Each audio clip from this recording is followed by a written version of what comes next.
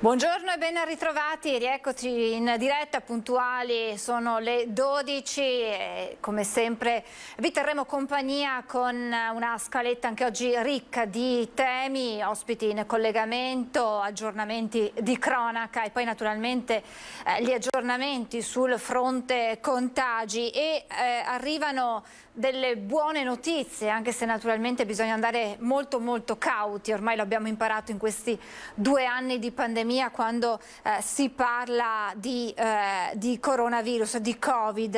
I dati di oggi del bollettino di Azienda Zero parlano di casi in diminuzione, si contano nelle ultime 24 ore 19.811 nuovi positivi, un numero sicuramente molto elevato, ma in calo rispetto al dato di ieri che era di 21.000 positività. Cala, e questo è un dato altrettanto importante. Bisognerà naturalmente vedere se sarà il trend si confermerà anche nei prossimi giorni, cioè se davvero si potrà parlare di una inversione della curva anche dei ricoveri, che sono in calo di 114 unità in area medica, in area non critica, dove attualmente ci sono ricoverate 1.566 persone, 210 invece i pazienti che si trovano ricoverati nelle terapie intensive del Veneto, con 5 pazienti in meno sempre nelle ultime 24 ore. Ieri il presidente Zaia aveva dato 2 date, quella del 23 gennaio per il picco dei contagi e del 13 febbraio per il picco dei ricoveri. Vedremo insomma quella che sarà la situazione, questo naturalmente secondo un nuovo modello previsionale del Veneto. Vedremo se questi dati verranno confermati, se questo andamento registrato oggi si confermerà anche nei prossimi giorni. Domani alle 12:30 è convocata la conferenza stampa a Marghera del governatore Zaia, che sicuramente darà una fotografia ancora più chiara della situazione. Tutto questo si inquadra in un momento delicato di ripresa economica, con le novità anche inserite dal nuovo decreto del governo, che va a toccare alcuni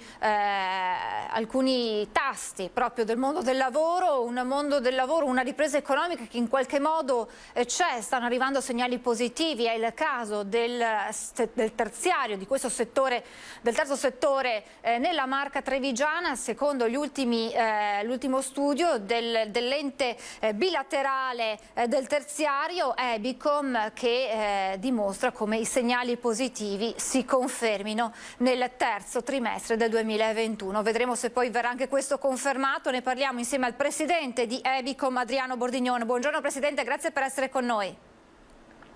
Buongiorno a lei, buongiorno a tutti. Allora, sono dati che in qualche modo fanno ben sperare, quelli che avete potuto raccogliere proprio nel report del terzo trimestre. Vediamo di focalizzarci su quelli più importanti e poi di capire anche quelli che potrebbero essere gli scenari futuri, però.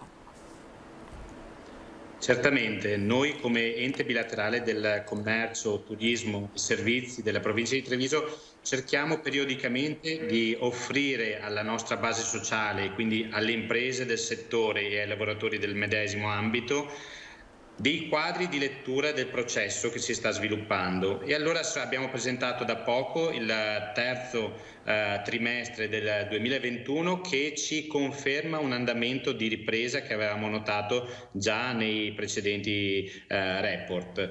Abbiamo una lettura che va considerata in sé per sé per i 3 mesi che vanno appunto agosto, settembre e ottobre, ma al contempo va letta in prospettiva rispetto a quello che c'è stato prima e a ciò che sta accadendo in questo momento. Indubbiamente ci sono dei dati che emergono, grazie per questa slide che avete proiettato. È una doppia lettura sul tessuto imprenditoriale e sul mercato del lavoro della nostra provincia. Abbiamo una provincia che raggiunge le 56.300 imprese, una conferma di un andamento che ci vede ai vertici in Veneto, una crescita importante. Siamo appunto una delle province che ha una maggior crescita, che è pari allo 0,5%, 255 nuove unità in 3 mesi tra luglio e settembre, che confermano appunto un trend positivo che abbiamo già evidenziato nei precedenti trimestri. Il terzo trimestre ha fruito anche dell'andamento e del supporto del decreto di aperture. In questo quadro sono aumentati anche il numero degli imprenditori per il secondo trimestre consecutivo, sia pure appunto con un trend meno forte, meno imponente. Siamo solo al più 0,2, ma segna rispetto anche al trimestre precedente che portava a 387 nuovi imprenditori, un altro aumento di 142 imprenditori, quindi un segno positivo di un settore, il nostro, che resiste alle difficoltà, ma ha trovato nel contesto e con i supporti anche delle normative del governo la possibilità di incrementare. Dentro questo quadro di incremento ci sono dei settori che sono particolarmente significativi e da sottolineare. Indubbiamente è importante il numero di nuovi imprenditori under 30. Questo è un segnale positivo perché per lungo tempo nella nostra provincia si aveva una decrescita di imprenditori giovani e qui abbiamo una crescita del 3,7% significativa. Crescono di poco anche le imprenditrici femminili e ci sono dei settori che crescono in modo più significativo. Crescono gli empori che vendono prodotti di vario tipo con un più 5%, cresce in modo importante il numero degli agenti e dei rappresentanti con un mercato immobiliare, quello trevigiano, che sta funzionando molto bene, con anche delle complessità a trovare appartamenti in affitto e con un impulso importante che è stato dato dagli interventi sui bonus facciate e sul 110%. In questo senso è molto strettamente collegato anche il settore dei servizi, i servizi appunto di mediazione immobiliare, ma quei professionisti capaci di dare struttura tecnica alle attività imprenditoriali legate all'approccio energetico e al super bonus. Cresce anche in modo molto importante il numero di imprenditori che si occupa del settore di intrattenimento, sport e benessere, cibo e asporto. Il tema dell'asporto e dell'alimentazione resta centrale, ma sembrano anche emergere in un'epoca in cui si vivono delle complessità in termini di insicurezza, in termini di incertezza, la ricerca anche di avere delle possibilità di lavorare e di impegnarsi sul proprio benessere, quindi l'aumento di questo ambito è significativo. Dall'altro lato abbiamo un mercato del lavoro che sembra segnare una ripresa importante che porta in questo trimestre a 1285 posti di lavoro in più. E questo è molto significativo, ma soprattutto c'è una trasformazione di lavoratori da contratti di lavoro, diremo, precario o temporaneo a una stabilizzazione, a circa 1900 nuovi contratti di lavoro a tempo indeterminato. Questo si può dichiarare un lavoro buono, stabile, che dà la possibilità di una progettazione, di una stabilità alle famiglie e alle persone coinvolte in questo mondo del lavoro. Quindi segnali positivi che coinvolgono anche i giovani, che coinvolgono anche le donne e che letti in continuità con i precedenti trimestri segnano un territorio e un tessuto economico capace di resistere ma anche di riproporre nuove modalità per un mercato che sia competitivo. Adesso ci troviamo di fronte però a una nuova soglia e questo insomma è una difficoltà che dovremo affrontare. Ha messo molta carne al fuoco, vediamo di analizzare i vari punti. Innanzitutto mi ha colpito il dato relativo ai nuovi imprenditori che arrivano da una fascia, diciamo così, medio-bassa, insomma over 30, tra i 30 e i 49 anni, ma soprattutto under 30. E quindi questa voglia di fare impresa che lei ha evidenziato, e i numeri non mentono, si registra quindi proprio tra i più giovani che, nonostante le difficoltà legate a questo momento, hanno voglia di mettersi in gioco e anche in qualche modo di rischiare. Sì, questa è una tendenza nuova che stiamo misurando da qualche tempo e è una tendenza che va assolutamente considerata. Il tasso di imprenditorialità giovanile in tutta Italia, ma anche nel nostro territorio, era da anni in costante calo. Oggi notiamo che c'è una crescita che è persistente e va assolutamente sostenuta. Ne va letta la natura. Si tratta tante volte anche di piccole partite IVA, di giovani che provano, ma va supportato questo percorso, perché si tratta di risorse che, se sostenute, sono in grado di generare economia, lavoro e produttività per lungo periodo. In questo senso, quindi, questi fuochi che si accendono vanno sostenuti dagli enti come il nostro, dalle associazioni di categoria, dagli enti bilaterali, in modo importante, perché nascono delle ottime idee anche relative al nuovo contesto e al nuovo tessuto socio-economico e di consumo che stiamo vivendo, ma vanno supportate. Quindi anche tutto l'aspetto della digitalizzazione, delle offerte online, dei nuovi servizi, del supporto alla transizione ecologica, gode dello spunto e del nuovo innervamento da parte dei più giovani, che hanno le competenze e la capacità di lettura, ma va supportato in modo importante perché sono asset strategici di lungo periodo.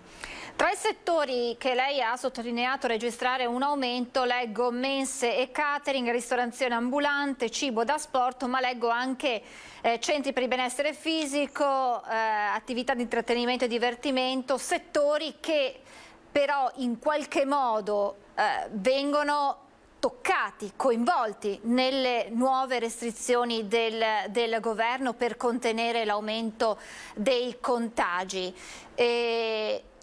Avete qualche previsione, cioè rischia di rimanere una situazione a sé, un dato isolato rispetto a quello che si potrà registrare, oppure trainati proprio da questi dati potrebbero comunque essere settori che tengono? E a questo aggiungerei anche il turismo. Nel secondo trimestre si avevano avuto dei segnali positivi, per qualcuno era stato un fuoco di paglia, invece confermato dai dati del terzo trimestre, ma rischiamo, alla luce proprio di queste restrizioni, ma anche alla luce dell'assenza dei turisti stranieri che vanno a pesare, pensiamo al turismo invernale, potrebbero in qualche modo pesare poi sul bilancio finale.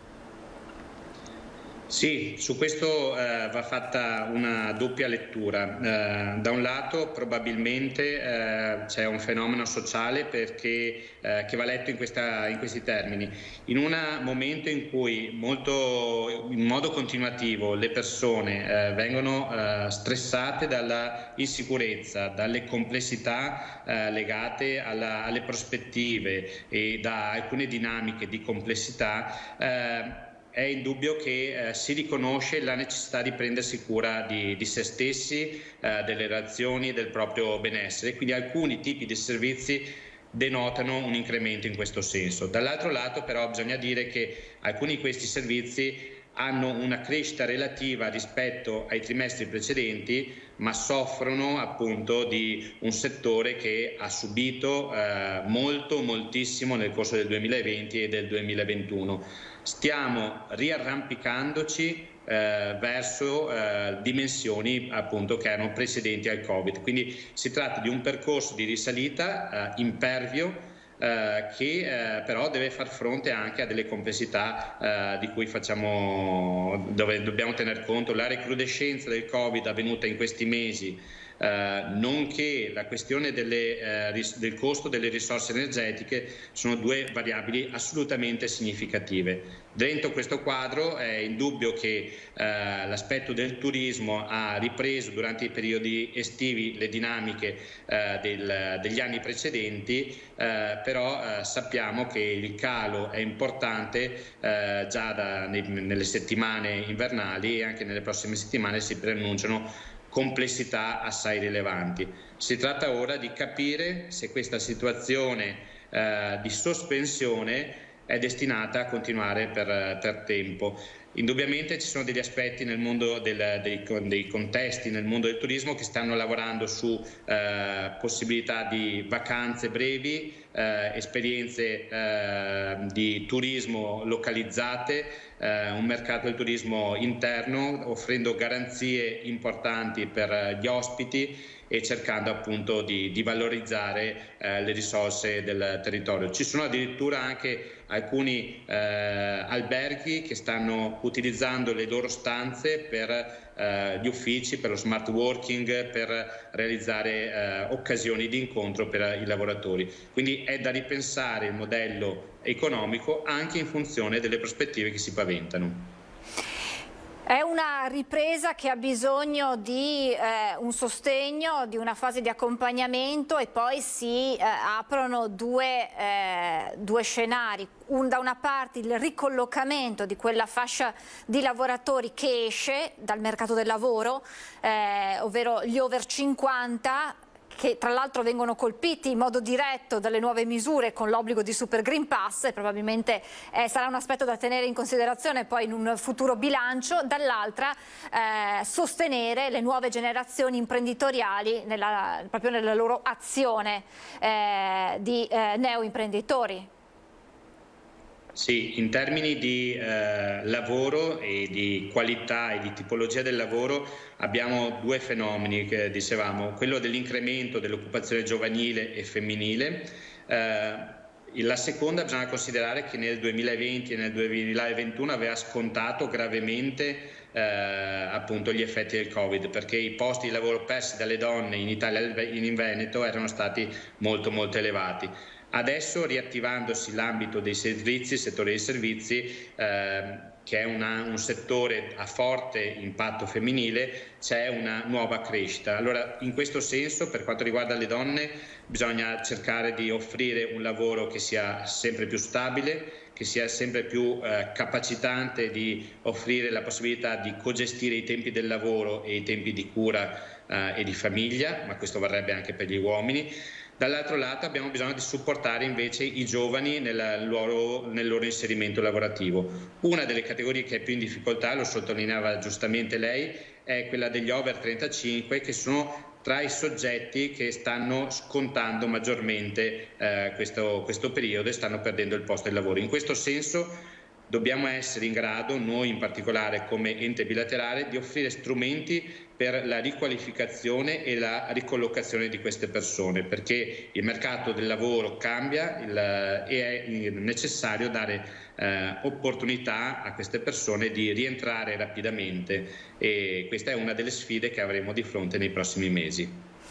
Mi incuriosiva quello che diceva prima è anche l'ingegno che per giocoforza si deve avere in queste situazioni, di quegli alberghi che si reinventano, non potendo ospitare i turisti, magari danno le stanze, diceva, per lo smart working, per gli incontri, cioè di che tipo, se possiamo approfondire questo, che è un tema molto interessante, proprio che sta nella capacità di doversi reinventare, seppur magari in un periodo limitato, per andare avanti e per essere poi pronti ad affrontare una ripresa anche dal punto di vista proprio turistico e dei settori e del comparto ricettivo. Sì, da questo punto di vista abbiamo racconti e quindi non abbiamo dei dati, diremmo, oggettivi e universali, che ci raccontano di esperienze di strutture alberghiere o consimili che hanno messo a disposizione le loro stanze per fare dei piccoli uffici, per poter realizzare incontri di lavoro, perché da casa a volte è complicato lavorare. Il tema dello smart working lo abbiamo provato, è un tema che diventerà stabilizzato nel nostro territorio, comunque in Italia, ma che ha avuto un'improvvisa accelerazione. Lavorare da casa non è semplice per tutti, trovare degli spazi in cui c'è comunque una privacy, c'è uno spazio dedicato, è una delle esigenze che stanno emergendo. Ci sono anche alberghi che hanno trovato un forte incremento di uso sale per le riunioni di condominio. Questa è un'altra particolarità. Ci sono stati in questo periodo innumerevoli riunioni di condominio per poter accedere o scegliere di accedere al bonus del 110%. C'è stata un'impennata e gli spazi consueti non erano disponibili. Alcune strutture appunto di ospitalità alberghiere si sono rivolte a questo. Quindi ci sono dei cambiamenti che vanno considerati anche sull'organizzazione del lavoro. Penso allo smart working, che è una soluzione importante e significativa, ma che per esempio avrà degli impatti importanti sulla ristorazione o anche sugli negozi che nelle città si occupano appunto di abbigliamento o comunque di shopping. Stare a casa a lavorare riduce in modo importante tutte quelle strutture, quei bar, quei ristoranti, quelle trattorie che davano da mangiare ai nostri lavoratori durante la settimana abitualmente. Presidente, grazie davvero per questa fotografia. Io le do appuntamento a breve per approfondire altri temi, in qualche modo legati al suo altro ruolo, che è altrettanto importante, per parlare di famiglia, per parlare di anche quelle che sono gli impatti che sulle famiglie hanno le novità introdotte dal governo. Io la ringrazio davvero tantissimo per questo suo intervento e anche per queste curiosità di cui ci ha parlato e che andremo anche ad approfondire. Grazie davvero ad Adriano Bordignon, Presidente EBICO, ente bilaterale del terziario. Grazie davvero e buon lavoro, Presidente, a presto. Grazie altrettanto, buona giornata. Noi adesso ci fermiamo per qualche istante di pubblicità, poi torniamo in diretta, abbiamo molta cronaca di cui aggiornarvi, a tra poco.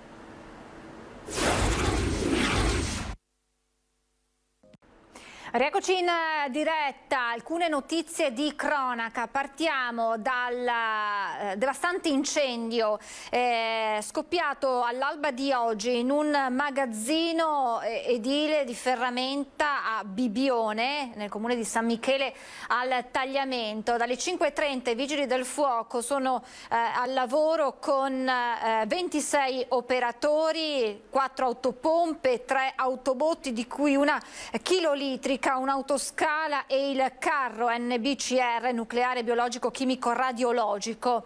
Sono arrivate le squadre dei vigili del fuoco da Portogruaro, Lignano, Latisana, Udine, Mestre, Pordenone. Le fiamme al loro arrivo erano già diffuse, si trattava di un incendio generalizzato che ha letteralmente fatto collassare la struttura, praticamente distrutto tutto ciò che si trovava all'interno.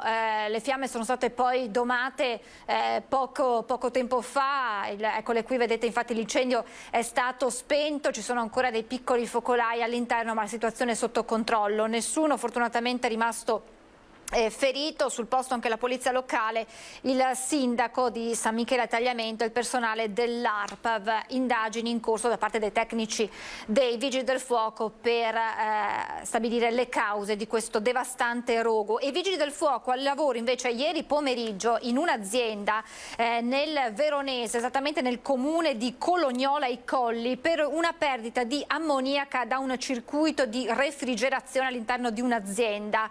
Sembra che alla base ci sia la rottura di una valvola di una parte dell'impianto all'aperto. Il gas refrigerante ha iniziato a fuoriuscire dal circuito e a espandersi nell'aria. Determinante è stato il pronto intervento dei tecnici dell'azienda, che hanno subito bloccato l'impianto chiamando i pompieri, che hanno fatto evacuare lo stabilimento. I vigili del fuoco sono intervenuti insieme alla squadra provinciale NBCR, che, indossati i respiratori, hanno provveduto ad abbattere con acqua nebulizzata i vapori della pericolosa sostanza fino allo svuotamento del tratto dell'impianto lesionato. Non si registrano feriti, a parte un operaio che in via Prudenziale si è rivolto alle cure dei medici, medici dell'ospedale, per dei controlli. Adesso invece ci spostiamo nel veneziano, a Fossò per l'esattezza, per una storia d'amore nata sul web, nata in rete ma finita male. Fortunatamente poi l'epilogo è positivo, ma ci sono stati veramente momenti di paura per un veneziano. Ci racconta tutto la nostra Anna Maria Parisi. Buongiorno Anna Maria. Sì, buongiorno Francesca, a te e a tutti i nostri telespettatori. In realtà non si capisce bene se questa si sia trattata di una storia d'amore, sembra abbia più i connotati dell'ennesima truffa via social.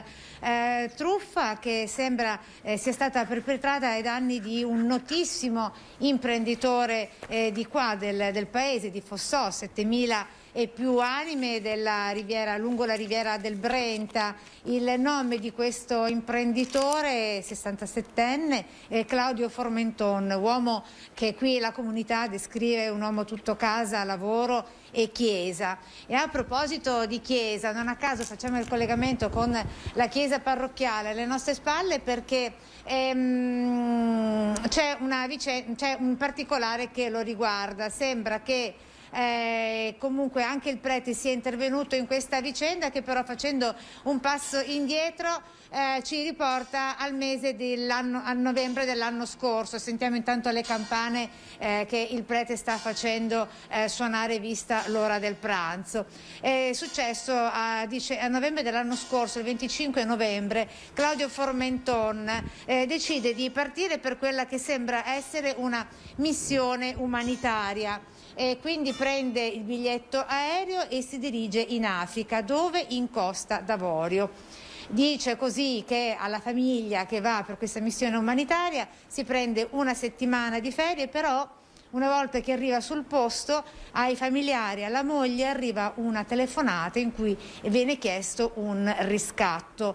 Infatti da 3 giorni, 2-3 giorni, non si hanno più notizie dell'imprenditore. Che cosa succede? La famiglia con la moglie si mette in contatto con i carabinieri di Venezia, sporgono una denuncia di scomparsa e quindi tutto passa in mano ai ROS di Roma che apre una indagine per scomparsa, e con il sistema Interpol, quindi Farnesina da una parte e Costa d'Avorio dall'altra, nell'arco di appena 2-3 giorni riescono a trovare, raggiungere l'imprenditore, agganciando la cella telefonica del suo cellulare, e lo trovano in una capanna in mezzo a una foresta, dove era sorvegliato a vista da 3 uomini.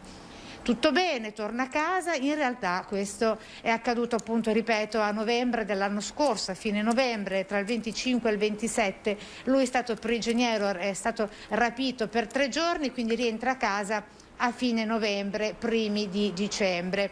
Questa è una vicenda dai contorni non molto chiari, non molto delineati, perché sembra che l'uomo molto attivo da un punto di vista molto attivo nel suo impegno nel sociale, come dicono tante persone della comunità di Fossò, sembra si fosse messo in contatto con una missione umanitaria il cui padre spirituale è del Rodigino, e quindi fosse partito, così aveva detto, sembra avesse detto, per questa missione umanitaria. In realtà in contemporanea sarebbero trapelate altri fatti di cronaca, così dal PM capitolino incaricato delle indagini Erminio Amelio, secondo la ricostruzione anche dei soldati dell'Arma.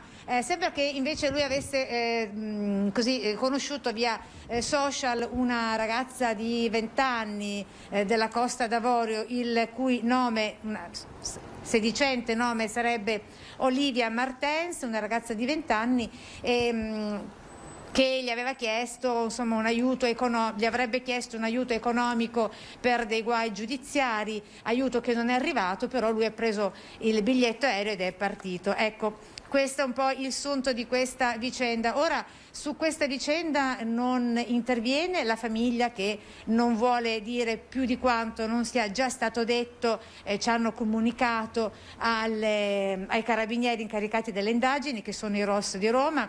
Non interviene neanche l'avvocato della famiglia che abbiamo contattato, con cui abbiamo parlato, Stefano Marrone di Dolo, che dice con un comunicato che tutto quanto è già stato detto agli inquirenti, e non interviene, veramente è una vicenda dai contorni molto strani, nemmeno il parroco del paese che si trova di fronte a noi, cioè Don Claudio Savoldo. Siamo andati da Don Claudio, ci abbiamo parlato proprio 2 minuti fa, perché sembrava, così anche da quanto riportato da alcuni colleghi della stampa, che l'avesse scomunicato per quella che era il suo ruolo di ministro per la distribuzione della comunione nella chiesa parrocchiale, cioè il prete avesse scomunicato l'imprenditore.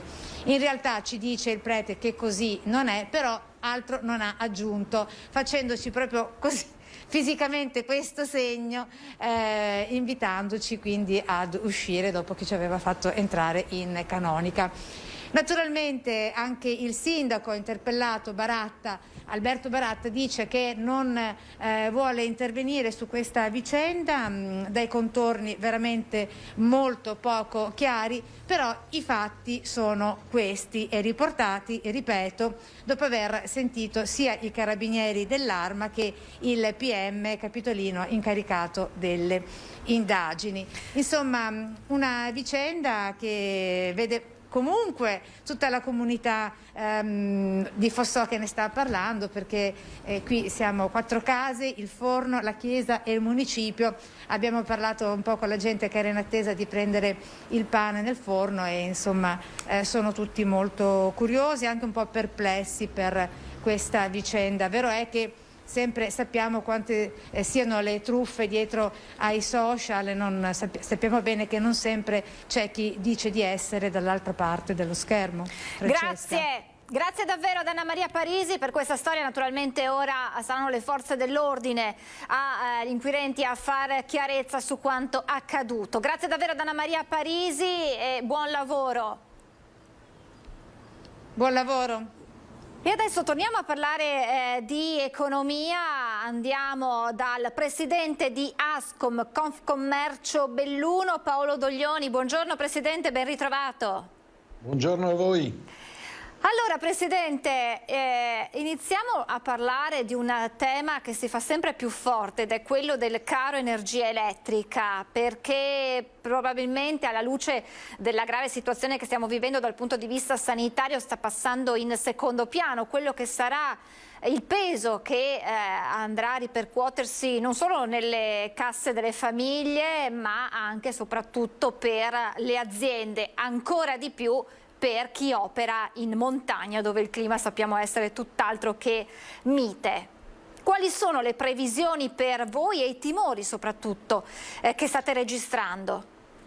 I timori sono quelli che anche il presidente nazionale Sangalli ha detto: a rischio i consumi delle famiglie e il governo cerchi di intervenire verso il caro energia. Ma pensiamo agli associati miei, un piccolo negozio avrà circa 6.000 euro in più di energia da spendere in un anno, un ristorante, abbiamo dei dati di Confcommercio, può spendere un piccolo ristorante 8.500 euro in più, un albergo addirittura 20.000 euro in più e le imprese di autotrasporto avranno un costo del carburante che è di un 30% superiore. Questo è un cocktail disastroso se poi noi pensiamo a tutto quello che oggi la montagna deve subire.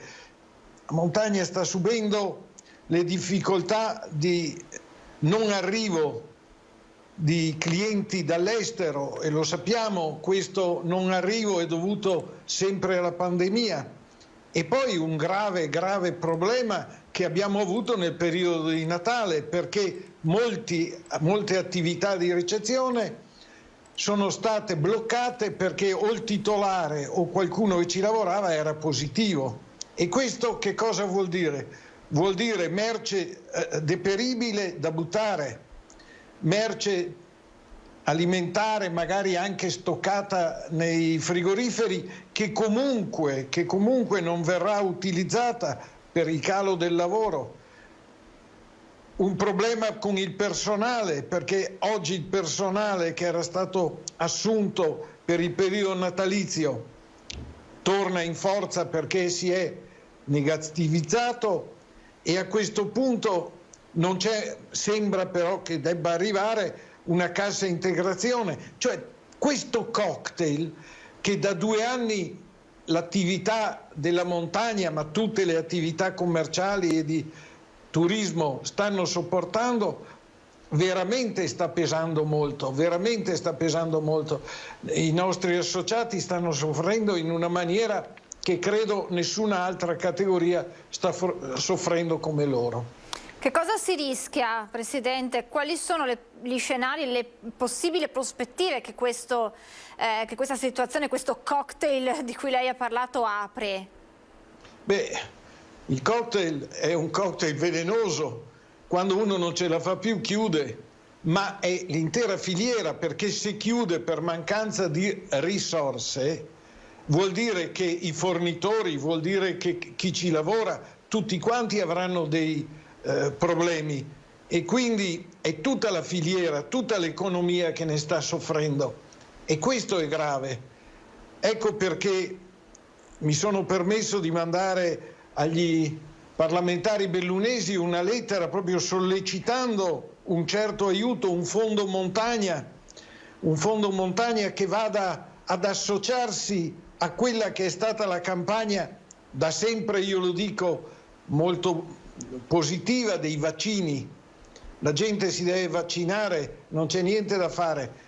Il problema è che gli ospedali sono pieni, vi stiamo vivendo un problema molto grosso, che è il problema della insicurezza del domani, insicurezza sanitaria e insicurezza psicologica oltre che economica. Cioè tutte queste cose ci fanno vivere male, anche lei, anch'io, tutti quanti, magari anche privilegiati, stiamo vivendo un momento difficile. Speriamo questo possa uscire, ma uscirà solo quel momento che il virus sarà definitivamente sconfitto, e credo ci vorrà un po' di tempo. Presidente, lei ha mandato questa lettera, ha inviato questa lettera ai parlamentari bellunesi. Da un lato il governo deve intervenire, lo stanno chiedendo da più parti, sul tema proprio rincari dell'energia elettrica, dall'altra vanno sostenute queste realtà con dei ristori che vanno a compensare quelle che sono state le perdite subite e le perdite che subiranno. Sì, ma poi a tutto questo, per fare ancora un po' di veleno al cocktail che accennavo prima, c'è un rincaro delle materie, perché non c'è niente da fare. Se si va in bottega si vede che i prezzi stanno aumentando in virtù dei costi maggiori energetici, ma anche proprio dei costi che ci sono nell'agricoltura. Quindi tutto questo non può giovare a un'economia e ci mette in grande ambasce. Ecco perché anche i consumi della famiglia possono essere ridotti, ecco perché c'è una paura forte nel futuro e dobbiamo essere in qualche maniera aiutati compatibilmente alle risorse, perché è facile dire dateci, ma ci devono essere le risorse e devono essere anche strutturate in maniera positiva proprio lì dove c'è difficoltà. Come stanno andando questi saldi? Ma i saldi portano sempre un certo beneficio, questo è evidente, ma ancora una volta viviamo in un momento dove la gente ha insicurezza, perciò il saldo è veramente calibrato nel momento, attento, è un saldo sicuramente positivo, ma altresì un saldo non euforico come poteva essere in un momento in cui tutto andava bene. Nei giorni scorsi sono arrivate le parole del ministro Gelmini sull'autonomia, ma soprattutto sulla legge sulla montagna, accolte positivamente dalla presidente degli industriali di Confindustria Belluno, Berton, accolta positivamente dal mondo imprenditoriale bellunese. Potrebbe essere davvero la volta buona? Spero di sì. Io faccio parte, sono uno dei 3 del tavolo bellunese per la montagna, delegato da Confcommercio Nazionale, sono stato delegato da Confcommercio Nazionale. Abbiamo fatto un progetto tutti assieme che credo possa veramente dare respiro a un territorio montano contro lo spopolamento, contro le difficoltà che abbiamo, e teniamo presente anche, prima lei lo accennava, il costo del riscaldamento. Qui da noi fa freddo, da qualche parte sono 20-25 gradi sotto zero, perciò non è che ci si possa scaldare con una stufetta. E questi costi vanno riconosciuti se non vogliamo ci sia uno spopolamento totale. Detto questo, anch'io sono favorevole, mi auguro che il ministro Gelmini abbia recepito tutte quelle che sono le nostre richieste, o perlomeno in parte quelle che sono le nostre richieste, per poter far vivere la montagna. L'ho detto, lo ripeto, la montagna non è un costo, La montagna è una opportunità per tutta Italia perché crea ricchezza reale. Nel momento in cui usciremo da questa pandemia disastrosa, ecco che torneranno i turisti stranieri, ecco che la montagna può offrire veramente un ambiente ideale e magari anche ricercato, perché la gente cerca oggi, specialmente dopo questa pandemia, un momento di riflessione fra le nostre splendide montagne e nei nostri boschi, dove, abuso di questa frase detta troppe volte, ormai c'è il rumore del silenzio e abbiamo bisogno di un rumore di silenzio per metterci a posto anche con la nostra anima. Lei prima giustamente ha parlato di una assenza dei turisti stranieri molto pesante per la montagna invernale, che è ripartita, ma è ripartita con il freno a mano tirato per forza, perché si conta sul turismo, sui pendolari, sul turismo di prossimità, che non è sufficiente per recuperare quanto perso. Lo ricordiamo, l'anno scorso il turismo invernale non ha proprio mai riaperto. E lei ha detto bene, partire con il freno a mano tirato, si brucia il motore, si brucia il motore e questo è il rischio. Ma veda, la montagna vive anche di impianti di risalita e sa quant'è il costo dell'impianto di risalita di energia, quant'è il costo per fare neve, perché non basta la neve che cade dal cielo, devono anche spararla, quant'è il costo di questo. Tutte queste cose per delle seggiovie, per delle funivie che vanno su non a pieno ritmo, non vanno su a pieno ritmo anche perché giustamente c'è l'attenzione a non far un'infezione. Il Green Pass va benissimo, però non è che si possa riempire completamente una cabinovia perché c'è il rischio, non occorre che lo dica io, anche con la mascherina se uno è attaccato all'altro il rischio c'è. Perciò costi maggiori e minori incassi. Ecco il cocktail di cui parlavo prima, un cocktail velenoso. Lei prima diceva bisogna vaccinarsi. Certo. Il governo è intervenuto con l'obbligo di vaccinazione per gli over 50, super Green Pass per i lavoratori dal 10 febbraio. Per qualcuno non basta, anzi per qualcuno potrebbe essere un boomerang e pesare su quelle realtà imprenditoriali piccole che vedono proprio nei più grandi, negli over 50, il cervello dell'attività, quelli che hanno le esperienze, che se vengono a mancare rappresentano un danno, una mancanza pesante per quelle attività produttive. Io sono per il vaccino, l'ho sempre detto. Mi hanno anche intervistato in un canale nazionale perché avevo detto una frase forse infelice. A suo tempo ho detto bisogna ghettizzare chi non si vaccina.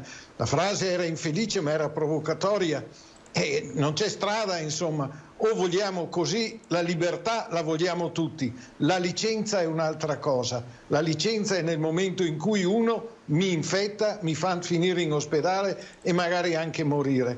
Quindi bisogna seguire quello che la scienza ci impone con la propria capacità di fare delle scelte.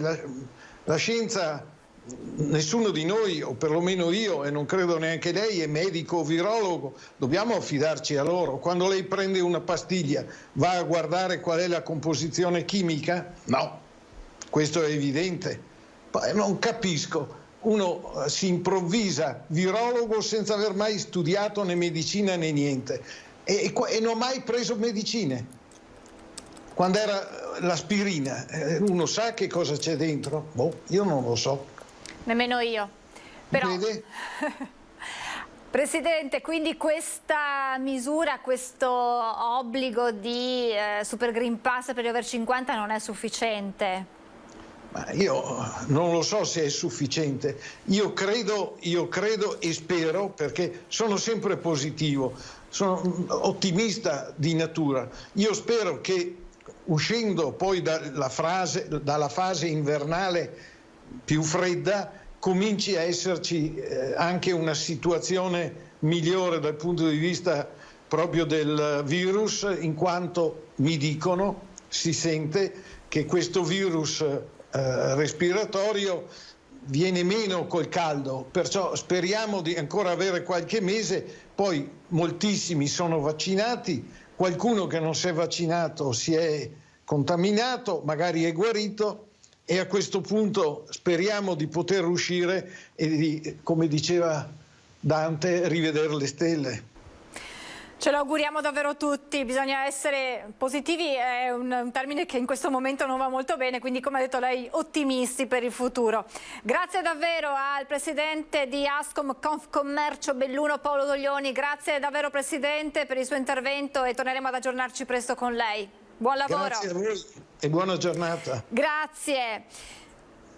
Torniamo alla cronaca. Sono scattate nella notte le ricerche di una donna di 80 anni residente nella provincia di Padova, scomparsa nei boschi dei Colli Eugani. È stata lei stessa a lanciare l'allarme e a chiedere aiuto.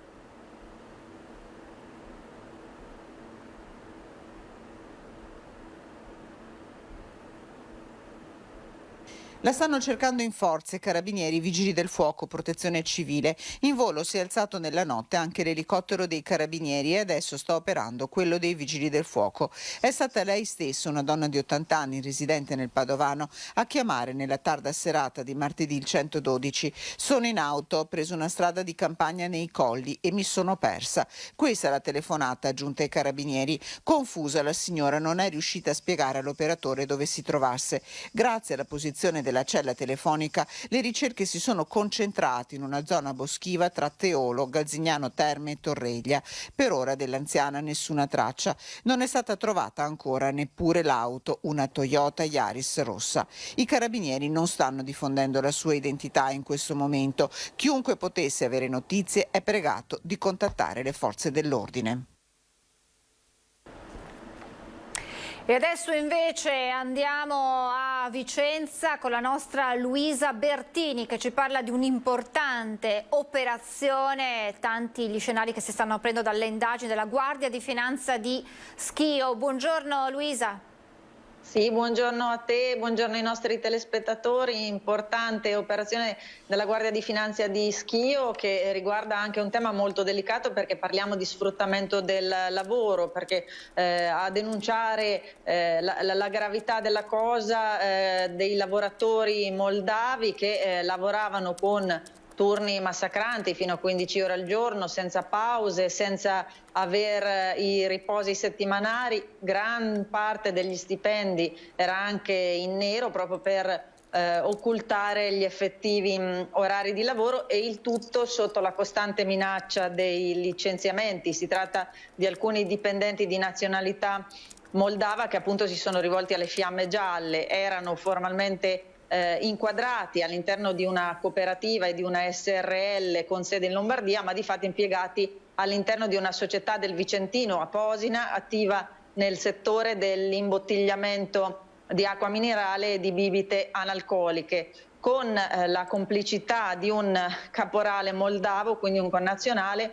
Venivano arruolati in patria con dei falsi documenti di identità rumeni in cambio di pagamento, ovviamente, per consentire loro l'ingresso illegale sul territorio nazionale, quindi erano senza permesso di soggiorno e lavoravano pur essendo clandestini. Non solo, ma anche le loro condizioni di sicurezza sul lavoro erano, diciamo, precarie, in quanto venivano adibiti persino a mansioni di carrellisti, ad esempio, pur non avendo il patentino, e in 2 occasioni il caporale avrebbe anche tentato di imporre prestazioni sessuali a dipendenti neoassunti. Quindi è stata anche, tra le altre cose, accertata l'assunzione di un minorenne e sulla base di questi elementi raccolti dalla Guardia di Finanza è stata notificata nei confronti dei 3 dirigenti della SPA un'ordinanza contenente delle misure cautelari interdittive per quanto riguarda l'attività emessa dal Tribunale di Vicenza, e sono state indagate 7 persone a vario titolo. Parliamo di reati di intermediazione illecita, di sfruttamento del lavoro aggravato, di favoreggiamento dell'ingresso illegale e dell'utilizzo di manodopera clandestina e di fabbricazione di documenti di identificazione falsi. Anche la SPA è stata segnalata all'autorità giudiziaria. Questo, diciamo, per quanto riguarda l'operazione della Guardia di Finanza, ma se abbiamo ancora qualche minuto ti parlerei anche di un'altra vicenda di cronaca. Assolutamente sì, Luisa, è una notizia di cronaca che ha anche però dei risvolti particolari, curiosi.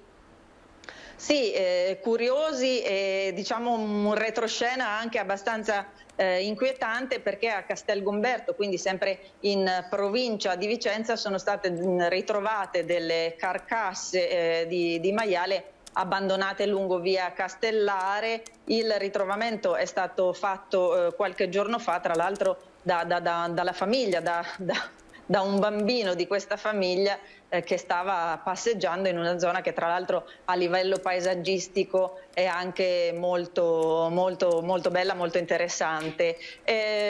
Oggi sono state asportate e smaltite, ma questo non è il primo episodio, perché l'anno scorso era successo altrettanto, sempre nello stesso luogo, sempre tra gli stessi rovi, erano state trovate altre 20 carcasse di capretti, per cui le forze dell'ordine e l'amministrazione stanno cercando di identificare il responsabile e l'ipotesi è che potrebbe trattarsi, ma appunto stanno accertando la cosa, di un allevatore che ha pensato di sbarazzarsi di queste carcasse per evitare il pagamento dopo la macellazione e il pagamento dello smaltimento. Ecco, quindi un episodio inquietante sicuramente, che va a deturpare un po' anche la quiete dei cittadini e anche di chi passeggia lì, visto che la segnalazione arriva proprio da una famiglia.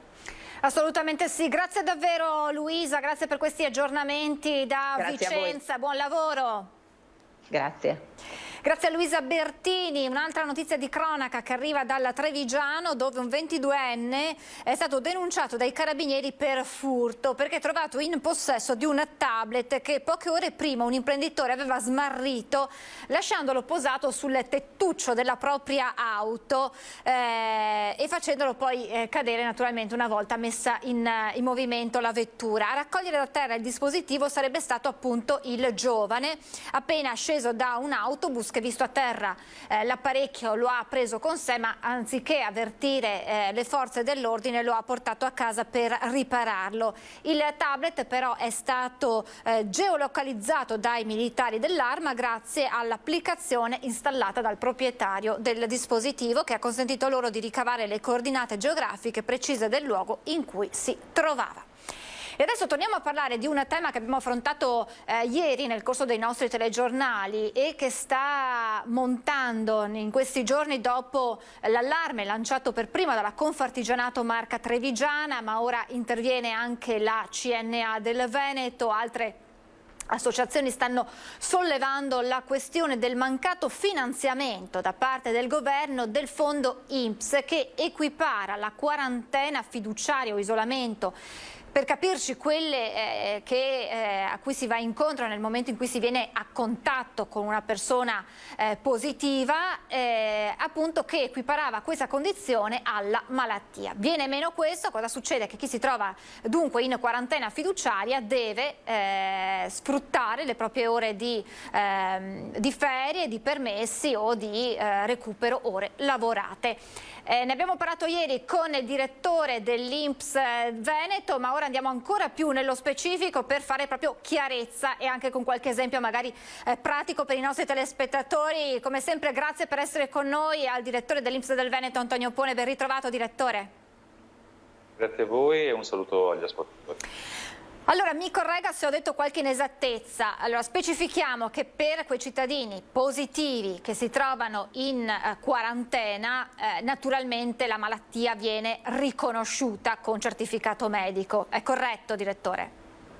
Lì siamo infatti in un ambito diverso. Il tema che è oggetto di attenzione da parte delle associazioni di categoria riguarda le quarantene legate a contatti. o stretti o diciamo così, non stretti, non i casi di positività che sono coperti ovviamente da indennità di entrata.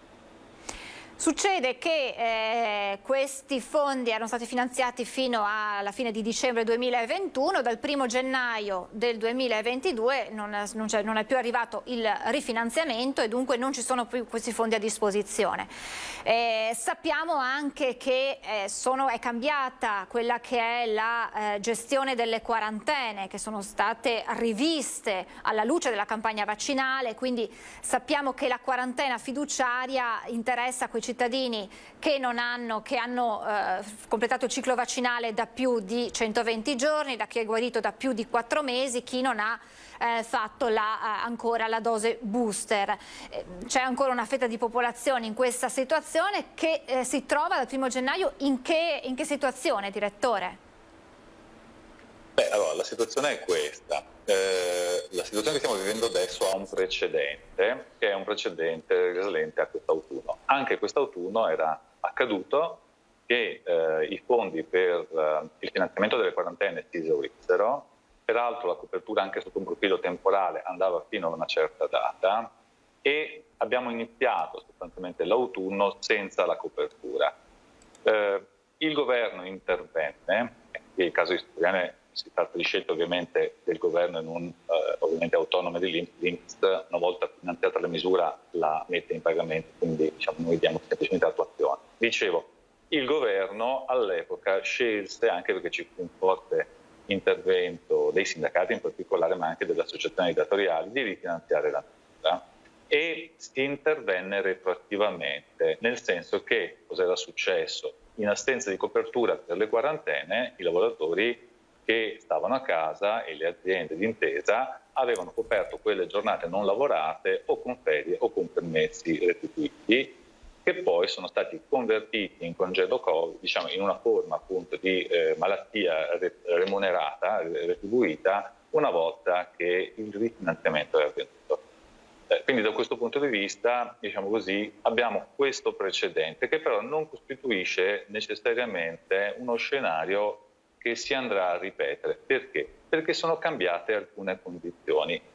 Sono cambiate alcune condizioni nel senso che sono state da un lato riviste, giustamente lei ricordava, le disposizioni sulla quarantena. Ormai per quanto riguarda soggetti vaccinati con la terza dose oppure con 2 dosi da meno di 120 giorni oppure per guariti da meno di 120 giorni, di fatto le quarantene sono ridotte al minimo o sono addirittura assenti, cioè la persona con il booster può andare, se diciamo, ha avuto un contatto stretto ma diciamo così, è negativo e non ha sintomi, può andare sul posto di lavoro con la mascherina FFP2.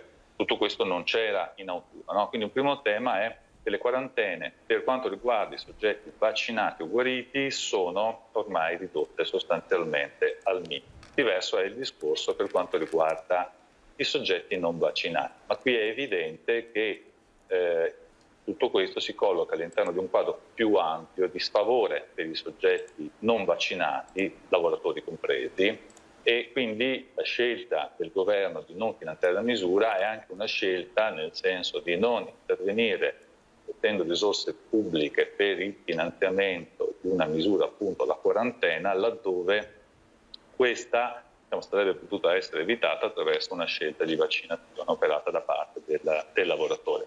Inoltre bisogna dire che ormai le vaccinazioni hanno raggiunto la soglia del 90% della popolazione interessata, in particolare in età lavorativa, quindi da questo punto di vista parliamo comunque di fasce che sono residuali rispetto al corpo principale, di gran lunga principale, dei lavoratori.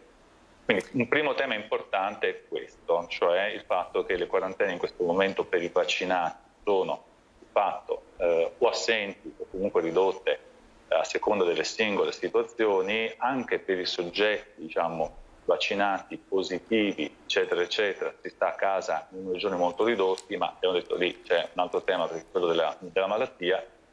È chiaro che è una situazione completamente diversa da questo autunno e quindi la scelta è una scelta a questo punto di dare coerenza a questa misura col contesto più complessivo di sfavore per quanto riguarda, diciamo, i soggetti che non sono vaccinati da parte del nostro legislatore. Tenendo in considerazione che poi si è intervenuti anche sullo strumento dello smart working che viene incontro in queste situazioni, certo non per tutte le attività, e da qui nasce proprio l'allarme di Confartigianato, dove il 90% della forza lavoro è rappresentata da operai e tecnici che sicuramente in smart working non possono portare avanti il loro lavoro.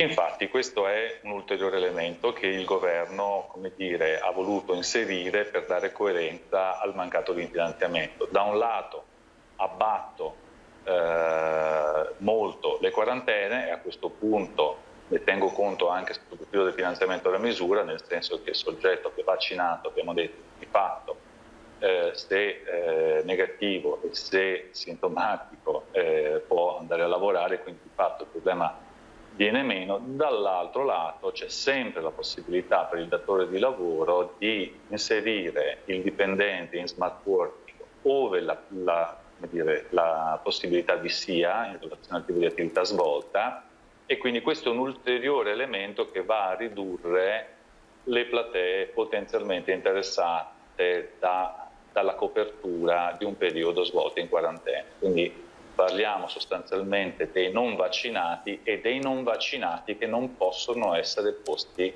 in smart working. Ecco perché non a caso l'appello, l'allarme, l'attivazione da parte delle associazioni di categorie, in particolare datoriali ma anche sindacali, dei settori in particolare manufatturieri, artigianali. Perché lì è ovviamente la presenza fisica nella sede di lavoro è necessaria e non è surrogabile attraverso lo smart working, quindi lì effettivamente il mancato finanziamento della misura può incidere, perché il lavoratore può essere, diciamo, qualora ancora in contatto stretto, interessato a un provvedimento di quarantena per diversi giorni e quindi, diciamo così, essere penalizzato, perché appunto la copertura avviene attraverso permessi retribuiti o ferie. Tra l'altro c'è anche un aspetto che non va sottovalutato alla luce di questo ed è un rischio sociale, diciamo così, cioè che si eviti di segnalare un possibile contatto proprio per evitare questo. Esatto, questo infatti era una delle motivazioni utilizzate, lei lo ricorda molto opportunamente, quando ci fu il precedente episodio a cui facevo riferimento all'inizio di mancato di finanziamento.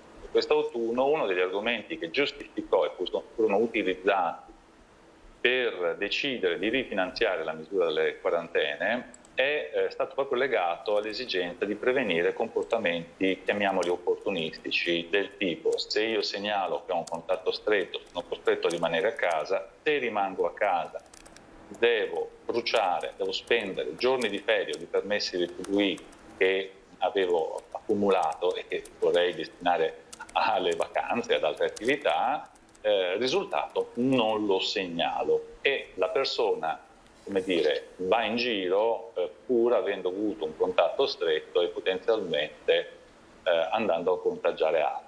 Anche in questo caso il rischio esiste, ovviamente, da questo punto di vista il comportamento come esisteva quest'autunno esiste anche adesso, però anche in questo quadro qualcosa è cambiato e dobbiamo tenerne conto, nel senso che dal 15 di ottobre è entrata in vigore la norma sul Green Pass base, nel senso che, abbiamo detto, le criticità riguardano fondamentalmente lavoratori non vaccinati. Il lavoratore non vaccinato, per accedere all'ambiente di lavoro, deve essere in possesso del Green Pass base. Il Green Pass base è ottenuto attraverso un tampone che viene svolto, diciamo così, ogni 48 ore, perché la validità del Green Pass base è pari appunto a 48 ore. Cosa significa? Significa che comunque questo soggetto, anche qualora decidesse di avere un comportamento di quel tipo, cioè di non denunciare il contatto stretto per evitare di dover stare a casa, è un soggetto che comunque, per poter accedere nell'ambiente di lavoro ogni 48 ore deve fare un tampone e quindi deve controllare il suo stato di positività o di negatività. E quindi nel momento in cui diventasse, si positivizzasse, verrebbe immediatamente rilevato e comunque non potrebbe più accedere a quel punto all'ambiente di lavoro. Ecco, credo che questo elemento sia un importante elemento di diversità rispetto alla situazione che avevamo a fine estate, quando si discuteva dell'ulteriore finanziamento, quello che poi è durato fino alla fine del 2021. Perché effettivamente questo elemento va un po' a ridurre lo spazio e l'efficacia di eventuali comportamenti del tipo che descrivevamo prima, perché comunque questo obbligo di fatto di sottoporsi a tampone ogni 48 ore fa sì che eventuali positivizzazioni vengano rilevate con una discreta tempestività rispetto al momento in cui si manifesta. Direttore, facciamo anche nuovamente chiarezza per quanto riguarda la situazione dei genitori che devono assistere un figlio invece in quarantena. Per loro il discorso è diverso. Che cosa c'è a disposizione di una madre o di un padre che appunto ha il figlio? Sappiamo come il virus stia circolando, le scuole sono appena riaperte, già ci sono molte classi in quarantena, quindi sicuramente è un tema che interessa molte famiglie. In questo caso ovviamente stiamo completamente in uno scenario diverso. La misura che era stata predisposta ancora nel 2020 è il congedo genitoriale Covid. È un congedo sui generis perché rispetto al tradizionale congedo per i genitori per questo tipo di esigenza ha una copertura non del 30 ma del 50% della retribuzione, quindi più elevata. E questa è assolutamente corrente e rifinanziata, nel senso che è una misura che è assolutamente decisiva oggi in un contesto in cui appunto per la diffusione dei contagi gli alunni possono essere costretti alla didattica a distanza e questo può interessare anche fasce che oggi non sono assolutamente fasce di alunni che non sono assolutamente soggetti a nessun tipo di obbligo vaccinale o quant'altro, no? Quindi da questo punto di vista tiene anche meno quel tipo di, come lo vogliamo definire, no? Intento incentivante le vaccinazioni di cui si parlava con riferimento alla quarantena invece del lavoratore.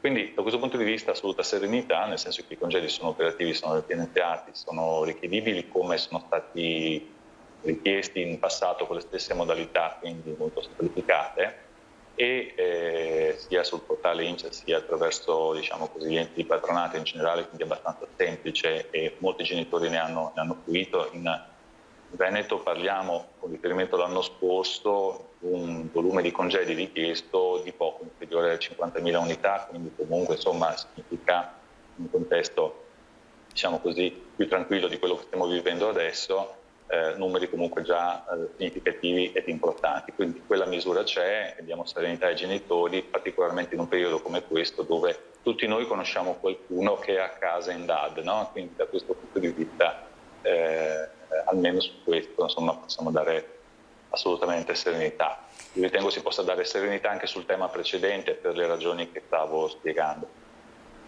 Ci sono segnali, ritornando al fondo, che portino ad un rifinanziamento anche probabilmente alla luce della discussione che sta nascendo in questi ultimi giorni da parte delle associazioni. Sicuramente anche i sindacati interverranno in tal senso, ma segnali al momento ce ne sono o no, direttore? No, è proprio quello che volevo sottolineare nel mio ragionamento precedente, ossia in questo caso non siamo all'interno di un contesto in cui c'è un ritardo, un'inerzia, no? Da superare. È chiaro che quando scade un termine oppure si esauriscono delle risorse, non sempre la macchina politica riesce, a essere tempestiva nel rinnovare le risorse rifinanziando o trovando, il veicolo normativo, la legge, la norma, il decreto all'interno del quale andare ad inserire quello specifico aspetto che ci interessa. No, non siamo in questa fattispecie, qui siamo in una fattispecie diversa in cui anche il tema del rifinanziamento delle quarantene è entrato all'interno di quel circuito più vasto dei provvedimenti che il legislatore sta assumendo per cercare di disincentivare comportamenti che siano all'insegna del non aderire agli inviti rispetto appunto al mettersi in sicurezza attraverso le vaccinazioni.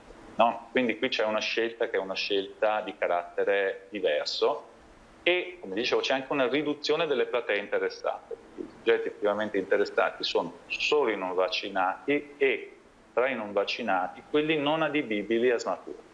Quindi parliamo di numeri ridotti rispetto a quello che poteva essere invece il volume dei soggetti interessati, per esempio l'anno scorso, quando il tema del rifinanziamento si era già dato.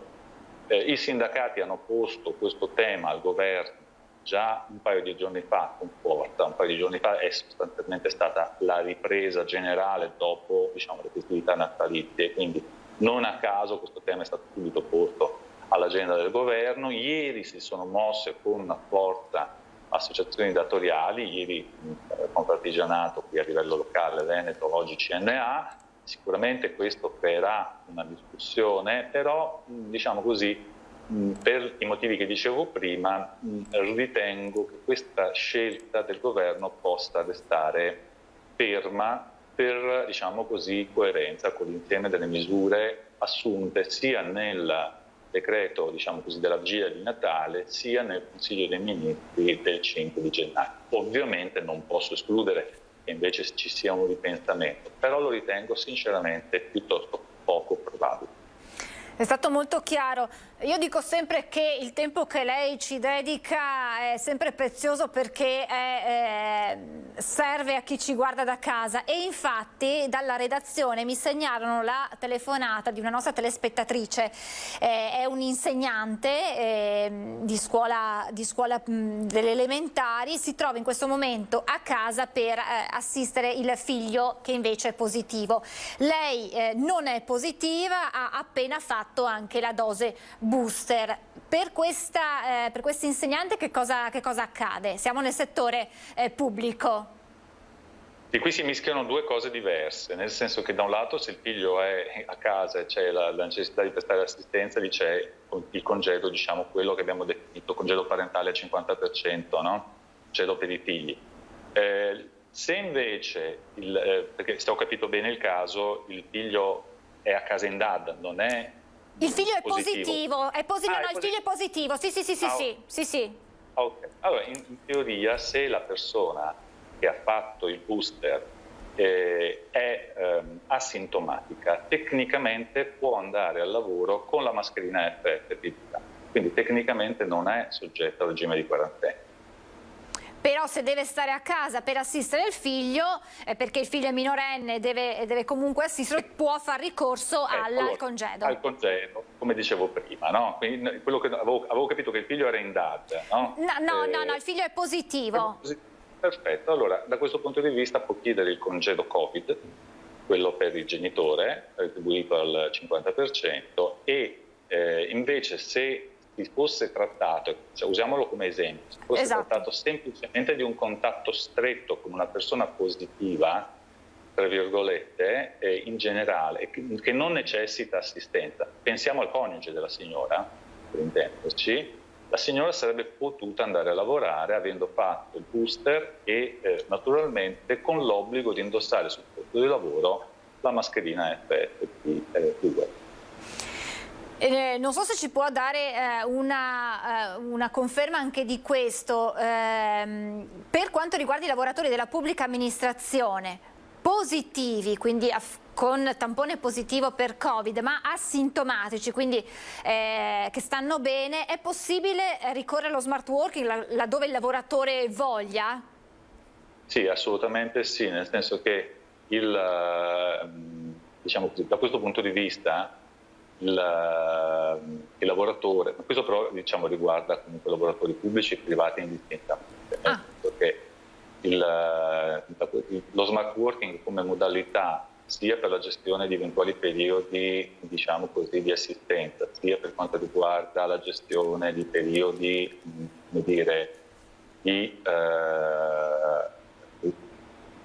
residente, cioè la persona se non perde capacità lavorativa perché non è sostanzialmente non è sintomatica e sta bene, è chiaro che può lavorare da remoto in maniera, come dire, completamente legittima e sociabile, insomma, da questo punto di vista. È chiaro che naturalmente il periodo non deve risultare coperto da indennità di malattia, quindi dipende da quello che materialmente è stato il circuito di certificazione che riguarda questo specifico caso, cioè la persona che è adibita in smart working e sta a casa permanentemente in smart working e continua a lavorare. È chiaro che se diventa positiva perché all'interno della sua vita viene a contatto con qualcuno e si contagia, può continuare a lavorare smart working come lavorava prima. Diverso è il caso in cui il soggetto, abbia presentato una certificazione di malattia e in cui viene dichiarato assolutamente portatore di patologia e abbia dei sintomi che in qualche modo incidono quindi sulla sua capacità di lavoro. In questo caso è bene che si astenga anche perché tecnicamente, pur in un contesto di lavoro a domicilio, quindi senz'altro meno pesante sotto un profilo fisico, comunque dobbiamo sempre ricordarci che il periodo di malattia, quello che noi chiamiamo periodo di malattia, è un periodo in cui il lavoratore deve favorire il recupero delle proprie energie psicofisiche, cioè deve fare in modo di cercare di contenerne la durata. Quindi da questo punto di vista dipende anche molto da come sta la persona fisicamente e se è sintomatica o meno, e anche di come è intervenuta la malattia, nel senso che una persona può rendersi conto di essere positiva durante un periodo in cui sta già svolgendo smart working, da questo punto di vista può non interromperlo e continuare a lavorare senza se è asintomatica, senza dover necessariamente essere coperta da un periodo di malattia. Naturalmente va coinvolto il datore di lavoro in questo, perché chiaramente il datore di lavoro deve essere consapevole, deve operare questa scelta in modo condiviso con il lavoratore. Direttore, grazie infinite, è stato molto molto importante questo ulteriore chiarimento. Abbiamo fatto un quadro ben preciso della situazione. Naturalmente noi ci diamo appuntamento a breve, anche perché ci sono altri temi adesso che interesseranno i nostri telespettatori, a partire dall'assegno unico. Torneremo quindi ad aggiornarci con lei e poi nell'eventualità ci siano novità anche sul fronte del fondo INPS, torneremo anche qui a discutere nuovamente. Grazie davvero al direttore dell'INPS Veneto, Antonio Pone. Grazie davvero. Grazie agli ascoltatori. Grazie a lei direttore, buon lavoro, a presto. Insomma, questa è la situazione allo stato attuale per quanto riguarda i lavoratori. Ce ne sono tanti lavoratori in quarantena perché positivi, altri perché appunto contatto di un positivo. Ci sono poi tempi naturalmente che si allungano per la mole di lavoro che stanno affrontando tutto il personale impegnato nei centri tampone. Anche oggi ricordiamo un numero in calo di contagi, ma sono sempre 19.000 persone positive, quindi a queste si aggiungono poi appunto i contatti, chi si deve sottoporre per screening, per accertamento al tampone, quindi il carico di lavoro è tanto e questo poi va a ritardare quella che è poi il referto dei tamponi, soprattutto dei tamponi molecolari, quindi i tempi si allungano. Vedremo se il governo in tal senso farà un ragionamento diverso, se la strada imboccata, quella appunto di non rifinanziare questo fondo, e lo ha spiegato chiaramente il direttore dell'INPS Veneto anche con quale obiettivo, ovvero quello di avvicinare sempre più persone alla vaccinazione. Insomma, se la strada imboccata resterà la stessa o se si cambierà come accaduto lo scorso autunno. Torniamo ad occuparci della vicenda della donna di 80 anni scomparsa tra i boschi dei Colli Euganei. Ci sono ricerche in corso e allora la donna, appunto un ottantenne di Este. Allora andiamo dal nostro Guido Barbato, che insieme a Cristian Rocca Allende sta seguendo insieme ai volontari, alle forze dell'ordine, queste ricerche. Che novità ci sono, Guido? Buongiorno. Buongiorno Francesca, buongiorno a tutti. Le novità sono quelle che esattamente nella zona del Monte Rua, dove ci troviamo adesso, a quota 414 metri, è stata ritrovata la vettura della signora.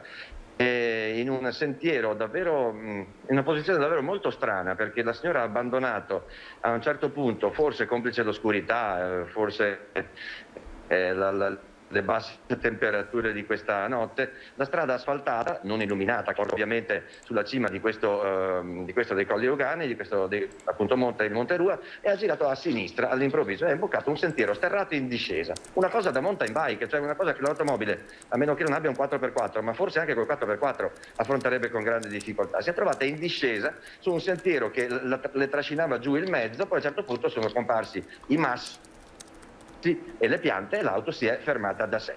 A quel punto erano le 22:50 dalle fonti che abbiamo appunto raccolto, la signora ha chiamato i soccorsi e in quel momento i soccorsi si sono attivati e in questo momento sono ancora molto copiosi, il numero delle persone specializzate e delle forze dell'ordine impegnate qui sul Monte Rua è particolarmente copioso, ma della signora non c'è traccia, nonostante la macchina sia in un punto preciso che lei ha lasciato in piena notte al buio, senza illuminazione pubblica e con il gelo che avanzava. Nell'auto sarebbe stata trovata la sua borsa con il cellulare e anche il suo cagnolino. Per cui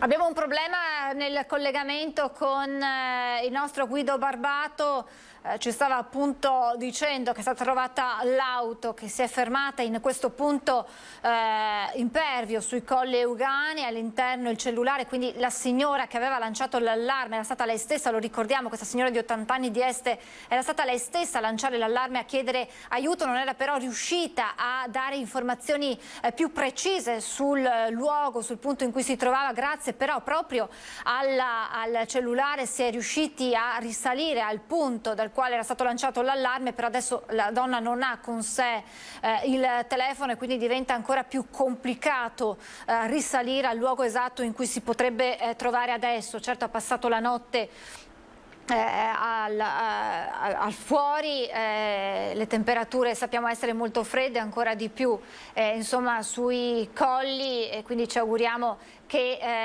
abbia potuto trovare un riparo in qualche modo. Vediamo se siamo in grado di ristabilire il collegamento con il nostro Guido Barbato. Lo ricordiamo, è stata appunto ritrovata l'auto della signora. È forte, è importante lo spiegamento di forze dell'ordine, volontari che stanno battendo quell'area nella zona di Torreglia. Siamo, come detto, nei Colli Euganei, all'incirca nella zona del Monte Rua, però purtroppo della signora al momento non ci sono ancora notizie. Allora io direi di fermarci, poi vediamo se eventualmente riusciamo a ristabilire il collegamento. Nel caso ci siano poi ulteriori novità, naturalmente ci interromperemo e daremo di nuovo la linea al nostro Guido Barbato. Intanto questa prima edizione termina qui, come ogni mercoledì. Adesso c'è la pubblicità, prima il meteo e poi c'è la straordinaria A3 con lo spazio dedicato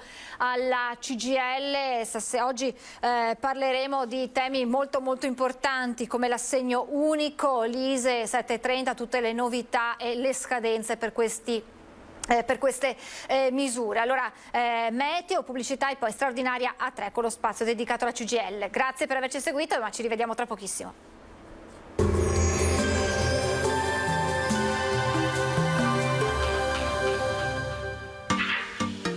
Tremonti, attrezzature e materiale per saldatura professionale a Montebelluna. Bentrovati ad un nuovo aggiornamento meteo. Anticiclone delle Azzorre, tempo stabile dunque, ma il contesto climatico sarà ancora piuttosto freddo. Vediamo il dettaglio di mercoledì 12 gennaio. Sul Veneto la grafica ci mostra una situazione decisamente buona, ci attende una giornata asciutta e all'insegna del sole, come vediamo. Il cielo sarà sgombro da nubi ovunque. Temperature, come detto, fredde, minime sotto zero dappertutto, massime invece comprese tra i 4 e i 6 gradi. Ci spostiamo ora sul Friuli Venezia Giulia, dove avremo poche novità, sempre ampio soleggiamento, il cielo sarà sereno e limpido. Temperature minime tra -3 e -1 grado, massime invece comprese tra i 4 e i 6 gradi. Infine diamo uno sguardo al Trentino Alto Adige, dove non cambia la situazione, non sono previste piogge degne di nota, tanto sole anche qui e cielo sereno o poco nuvoloso. Temperature minime intorno ai -3 e -2 gradi, massime infine sui 5 all'incirca. Dal meteo di Antena 3 per ora è tutto, grazie per l'attenzione e arrivederci.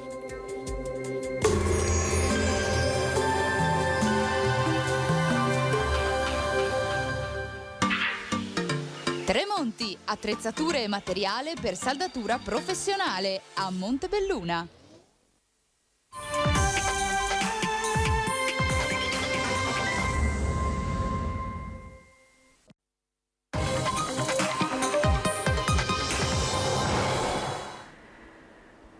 Rieccoci ben ritrovati con lo spazio straordinaria A3, oggi mercoledì e quindi dedicata alla CGIL. Parleremo, come già annunciato, delle novità, delle scadenze delle prossime settimane, dal segno unico con tutte le novità all'ISEE alle 7:30, ma non solo. Allora vado subito a salutare gli ospiti qui in studio con me, da qui la mascherina, grazie a Mauro Visentin, segretario generale della CGIL di Treviso, ben ritrovato. Buongiorno. Buongiorno anche a Valentina Durante, direttrice Inca CGIL Treviso, ben ritrovata. Mentre in collegamento abbiamo Monica Giomo, amministratrice delegata di Servizi Treviso SRL. Buongiorno Monica, ben ritrovata anche lei.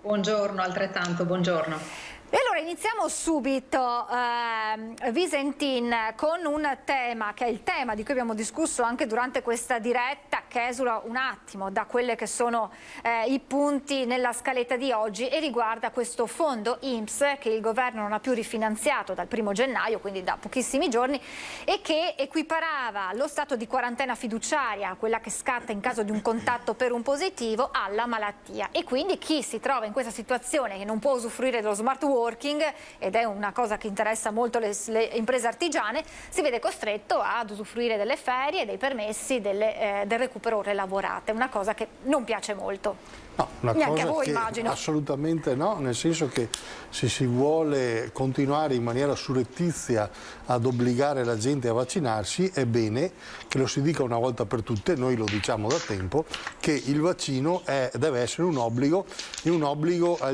prescindere dall'età anagrafica, ma per tutti i cittadini. Sia che siano lavoratori, siano che non siano lavoratori, sia che abbiano 50 anni, 51, 47, eccetera, eccetera.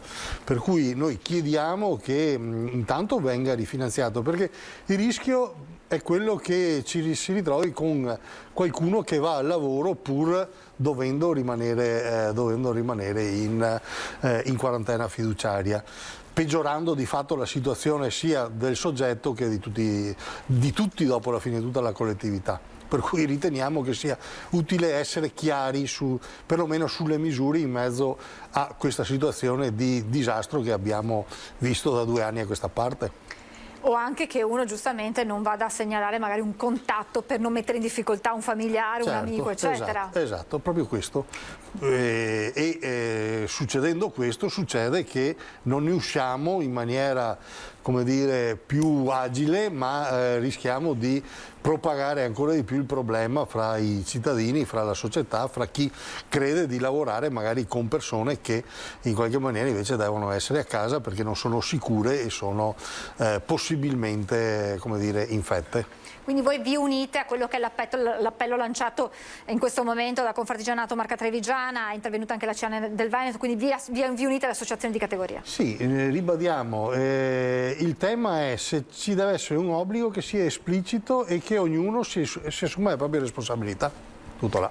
Anche l'intervento con l'obbligo di Super Green Pass per gli over 50 vuole andare in questa direzione, ma abbiamo sentito proprio dalle aziende l'allarme che potrebbero venire meno quelle figure di riferimento all'interno delle aziende che hanno sulle spalle un'esperienza e un bagaglio professionale che verrebbe meno e che sarebbe davvero dannoso. Sì, anche qua il tema è sempre lo stesso. Non è che se noi aboliamo il Green Pass risolviamo il problema, comunque il problema ce l'avremmo. Il problema lo risolviamo nel momento in cui decidiamo che tutti i cittadini devono essere vaccinati. E dirò una roba in più, nel senso che lo devono essere tutti i cittadini e lo devono essere anche a livello mondiale bisogna diffondere il vaccino, perché il rischio è che ci ritroviamo con una ulteriore variante che arriva dal Camerun piuttosto che dal Sudafrica, piuttosto che dall'Est Europa, e che ancora una volta ci riporta al punto di partenza. Allora a questo punto è bene, come dire, far sì che passi la cultura della vaccinazione e che venga fatta a tappeto a tutti i cittadini in Italia, ma soprattutto che venga diffuso anche dove non è possibile per altre ragioni vaccinare le persone. Avete segnalazioni da parte di lavoratori ma anche di aziende che stanno facendo, che rimarcano proprio questo aspetto? Ma allora, segnalazioni sporadiche, fortunatamente ad oggi non abbiamo realtà dove si sono prese delle, delle misure estreme, la cassa integrazione piuttosto che la sospensione del lavoro o la chiusura di alcune aziende. Ci sono a macchia di leopardo situazioni di difficoltà, soprattutto nelle piccole e piccolissime realtà, perché anche là, mancando magari una figura, due figure in un gruppo magari di 4-5 persone, diventa difficile dopo la gestione di un'attività. Pertanto, come dire, queste sono le segnalazioni che noi abbiamo raccolto fino ad oggi. Fortunatamente, ripeto, il buonsenso e anche la organizzazione, la capacità di organizzazione al momento non ha dato, come dire, segnali di ulteriore gravità della situazione. E allora veniamo ai temi di questa puntata e veniamo ad una delle novità che annunciate già lo scorso anno, poi riviste in corso d'opera. Stiamo parlando dell'assegno unico. È una misura attesa dalle famiglie italiane e venete naturalmente. Allora, Valentina Durante, cerchiamo di spiegare esattamente in che cosa consiste questo assegno unico, dando già una notizia che non parte come sembrava inizialmente dal 1° gennaio, ma partirà da marzo. Esatto, partirà da marzo questa nuova misura economica a sostegno delle famiglie, di tutti i nuclei familiari. Questa misura economica, questo beneficio che viene attribuito per ogni figlio minore, quindi per tutti i soggetti che hanno un'età inferiore, per ogni figlio che appunto ha un'età inferiore ai 18 anni, e a carico chiaramente, e per i figli anche maggiorenni che si trovano però in determinate condizioni, cioè tra i 18 e i 21 anni, tenendo presente appunto che figli con disabilità non hanno nessun limite legato appunto all'età. L'importo che viene erogato varia in base alla condizione economica del nucleo familiare, tant'è che l'importo appunto si basa sul valore ISEE, che è appunto propedeutico alla domanda di assegno unico e universale. L'assegno unico universale, che appunto avrà questo via, diciamo, verrà erogato dalla mensilità di marzo 2022, viene definito unico in quanto l'intento del legislatore è stato quello di andare a semplificare e a potenziare gli interventi in materia appunto di sostegno alla genitorialità e anche alle nascite. E universale proprio perché viene erogato a qualsiasi nucleo familiare, a qualsiasi genitore che ha dei figli a carico, indipendentemente dalla condizione lavorativa dei genitori. Quindi si fa riferimento appunto a lavoratori dipendenti del settore privato e del settore pubblico, ma anche lavoratori autonomi, soggetti in disoccupazione, soggetti inoccupati. È universale proprio perché appunto spetta a tutte le famiglie di fatto, ed è erogato a tutti coloro che hanno figli a carico, indipendentemente poi dalla presentazione dell'ISEE, che nella maggior parte, cioè che si rende propedeutico proprio per calcolare il valore di questo assegno unico. Ma di fatto, nel caso in cui non si dovesse presentare il modello ISEE o il valore ISEE superiore ai 40.000 euro, viene comunque garantito un importo minimo di 50 euro per ogni figlio a carico. Dicevo prima appunto che si fa riferimento ai figli a carico minori e ai maggiorenni, cioè ai figli che hanno un'età tra i 18 e i 21 anni, soltanto però se sono in determinate condizioni, e quindi appunto si fa riferimento a tutti quei figli che sono ancora scolari, quindi che frequentano corsi di studio, università, sono ancora appunto alla scuola media superiore, Ai figli che svolgono un tirocinio o comunque un'attività di lavoro dalla quale deriva un reddito inferiore agli 8.000 euro all'anno, ai figli sempre tra i 18 e i 21 anni disoccupati, e dove per disoccupati si intende quel figlio che è iscritto al centro per l'impiego, e al figlio che svolge servizio civile. Chiaramente si ribadisce il concetto per cui i figli che hanno una disabilità riconosciuta non c'è nessun limite di età. Questa misura questa misura, il beneficio economico viene erogato da marzo del 2022 e ha un'annualità che va da marzo di ogni anno al mese di febbraio, il 28 febbraio dell'anno successivo. Soltanto per quest'anno vi è la possibilità di presentare la domanda da gennaio, perché appunto, come abbiamo visto, la gente si è scatenata, diciamo, per presentare la domanda già da gennaio, in questi primi giorni dell'anno, ma di fatto non c'è nessuna scadenza, se non la scadenza che vogliamo ricordare, che è quella del 30 di giugno, per far sì che di riuscire a percepire gli arretrati da marzo. Quindi di fatto la domanda la posso presentare fin da ora, ma l'erogazione dell'importo, che a questo punto non sarà più in busta paga, ma di fatto sarà un accredito diretto nel conto corrente del genitore che ne fa la richiesta, sarà da marzo 2022 a febbraio dell'anno successivo. L'anno successivo che cosa si fa? Si ripresenta la domanda e quindi propedeutico l'ISEE, oppure per chi non presenta l'ISEE ripresenta comunque la domanda che va da marzo a febbraio di ogni anno. Posso interromperla un attimo perché vedo che abbiamo una telefonata in linea. Ricordo anche il numero 0422 16 28332 per intervenire in diretta. Pronto? Pronto? Sì, buongiorno. Buongiorno. Prego. Io volevo rispondere al signore della CGIL. Buongiorno. Niente, lei diceva che bisogna obbligare la gente per vaccinarsi. Prima cosa, voi sapete cosa ci sono dentro nei vaccini? No. No, non lo sappiamo. Non lo sappiamo neanche in quelli che abbiamo fatto, che sono obbligatori fino adesso, se è per questo. Nel vaccino dell'antipolio sappiamo cosa c'è dentro. Nel vaccino della pertosse sappiamo cosa c'è dentro.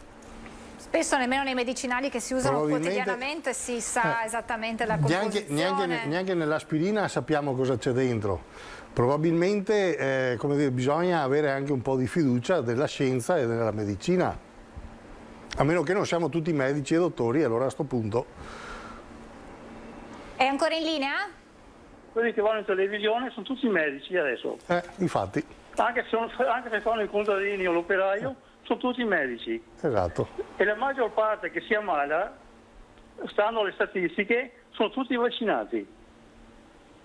Sono statistiche curiose. Se lei se ha una fonte precisa che dice questo, magari ce la faccia sapere, perché i dati ufficiali parlano di un 80% di persone ricoverate in terapia intensiva non vaccinate, però questi sono i dati, insomma, che ci vengono forniti. Poi se lei magari alla nostra regia vuole lasciarci i dati, la fonte che dice che tutti gli ammalati sono vaccinati, poi magari andremo ad approfondirla. Aveva una domanda da fare particolare sul tema? Pronto? Niente. E allora andiamo avanti, Valentina, se voleva, allora facciamo così, andiamo un attimo da Monica Giomo, amministratrice delegata di Servizi Treviso SRL, perché entrano in gioco gli sportelli della CGIL a servizio dei cittadini, perché proprio per la presentazione dell'ISEE. Sì, come diceva infatti Valentina, siamo alle prese con una grande quantità, insomma, di persone che si stanno rivolgendo presso tutti gli sportelli del CAF della CGIL in provincia di Treviso proprio per richiedere l'appuntamento per l'elaborazione della dichiarazione ISEE. Io ricordo che il servizio per la compilazione dell'ISEE è un servizio gratuito, aperto a tutti i cittadini, è una prestazione è l'ISEE, il valore ISEE, come più volte ricordato a chi ci ascolta, che di fatto può essere utilizzato questo valore non solo come nel caso di cui stiamo appunto discutendo oggi per richiedere l'assegno al nucleo per i figli, ma per tutta un'altra serie di benefici, di sconti in bolletta per l'università, per i libri di testo o quant'altro. L'ISEE, ricordiamo, è una sorta di dichiarazione, come fosse una dichiarazione dei redditi, solo che all'interno noi andiamo a riportare sia i redditi che i patrimoni di tutti i componenti il nucleo familiare, quindi anagrafico. In questo caso l'anno di riferimento di questi redditi e patrimoni è l'anno 2020, quindi dobbiamo fare molta attenzione, perché quando parliamo di dichiarazione dei redditi, poi parliamo magari un attimo di 730, parliamo all'anno precedente, mentre per quanto riguarda l'ISEE invece dobbiamo portare allo sportello del CAF i redditi e i patrimoni dei 2 anni precedenti con altre informazioni. Io ricordo che all'interno del sito della CGIL di Treviso, sia la sezione del patronato, la sezione del CAF e di tutte le altre categorie e varie aree della CGIL, noi cerchiamo attraverso il sito di informare, tenendolo appunto manutentato, con appunto l'indicazione anche di tutti i requisiti per i vari benefici, e soprattutto andiamo a riportare anche le liste dei documenti che servono. Quindi è un ulteriore strumento aggiuntivo. Chi ha possibilità di accedervi può tranquillamente in qualsiasi momento guardare e stamparsi la lista di quello che serve sostanzialmente. Quindi dicevo, gli sportelli sono sicuramente un pochino presi d'assalto.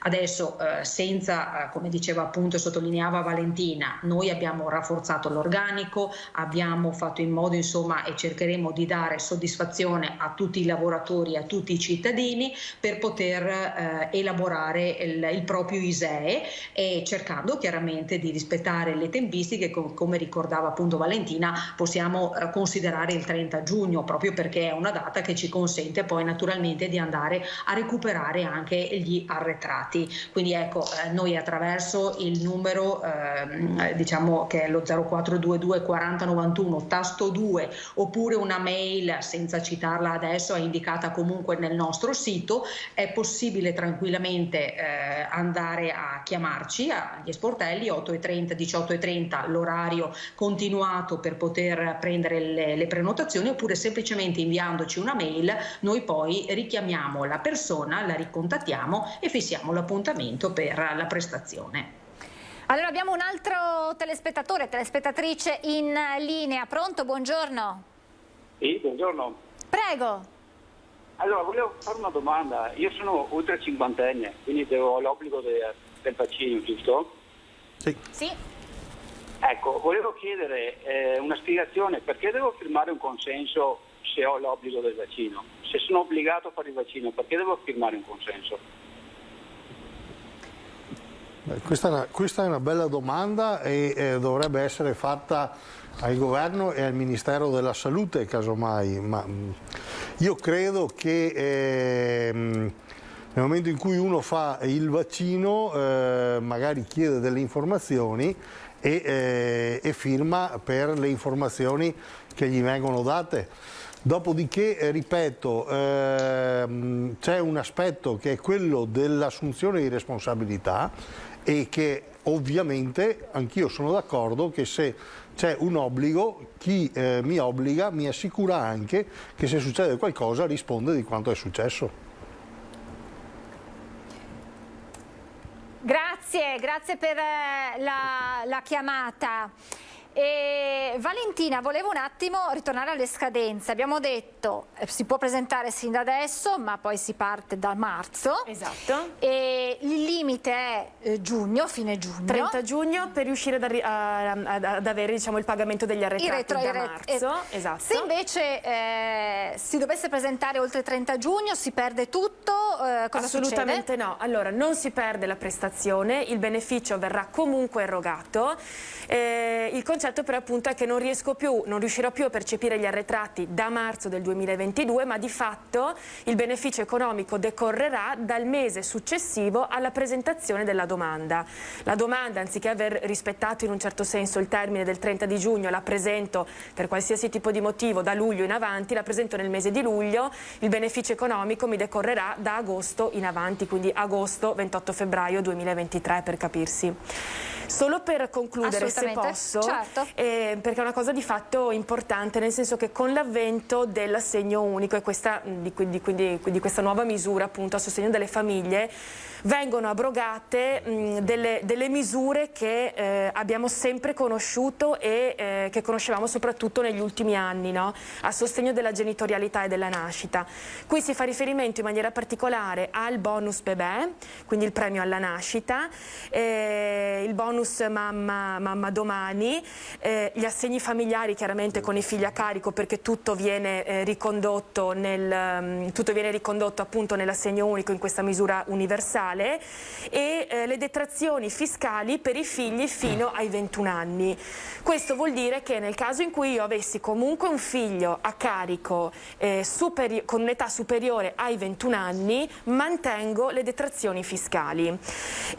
Un'altra cosa, noi stiamo ancora attendendo, cioè è una misura nuova, no? Quindi è un po' tutto in divenire di fatto. Stiamo attendendo la circolare applicativa dell'INPS, dove va nello specifico a definire i casi nella loro particolarità, no? Perché poi le domande sono tante, i nuclei familiari sono di tantissime modalità, e quindi ecco, volevo però sottolineare questa cosa qui. Di fatto l'assegno unico è un beneficio che è riconosciuto appunto ai figli a carico fin dal 7° mese di gravidanza, quindi quando in realtà il genitore è ancora in gestazione, voglio dire. Una cosa importante che mi preme sottolineare, visto che non passi insomma il concetto che ci sia un'urgenza per le mamme in attesa di presentare questa domanda, nel senso che l'INPS ha definito e quindi ha specificato che la domanda per l'assegno unico per le mamme in gravidanza e che quindi attendono la nascita del loro bambino e gli arretrati quindi dell'assegno unico in pagamento fin dal 7° mese di gravidanza, va presentata una volta che sia in possesso dell'ISEE, per chi appunto lo fa, e del codice fiscale del bambino nato. Nel momento in cui quindi è nato il bambino, si registra in comune, arriva il codice fiscale, quindi è entrato insomma nell'anagrafe dei nostri comuni, si può presentare la domanda di assegno unico, che di fatto decorrerà dal 7° mese, quindi in quel caso lì si percepiscono anche gli arretrati. Quindi ecco, è importante non avere questa foga nel presentare la domanda sin dal 7° mese, perché dovrei ripresentarne un ulteriore quando è nato, perché comunque serve il codice fiscale e quant'altro. Ecco, volevo fatto benissimo a sottolineare questo.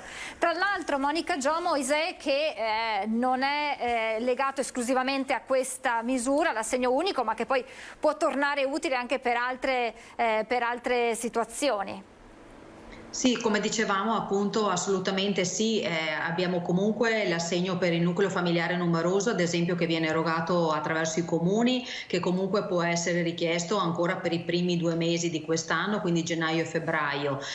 Abbiamo comunque, come dicevo, tutta una serie di prestazioni legate agli studenti, nel senso i libri di scuola, piuttosto che la borsa di studio, la mensa, i trasporti stessi, ma anche altre prestazioni, voglio dire, che il comune o eventualmente le regioni possono erogare, come nell'autunno appena passato abbiamo gestito le domande per il bonus affitti per l'annualità 2021. Quindi diciamo che una volta che la persona, che sia gennaio piuttosto che giugno piuttosto che settembre, chiaramente poi a seconda del beneficio che la persona deve andare a richiedere, lo fa, vale per tutto l'anno, quindi da gennaio fino a dicembre. Sappiamo che naturalmente la normativa ISEE, un po' come quella fiscale, ha delle peculiarità e delle particolarità, quindi sappiamo che è stato introdotto ad esempio l'ISEE corrente, la possibilità, una volta che io elaboro e fotografo in questo caso attraverso il mio ISEE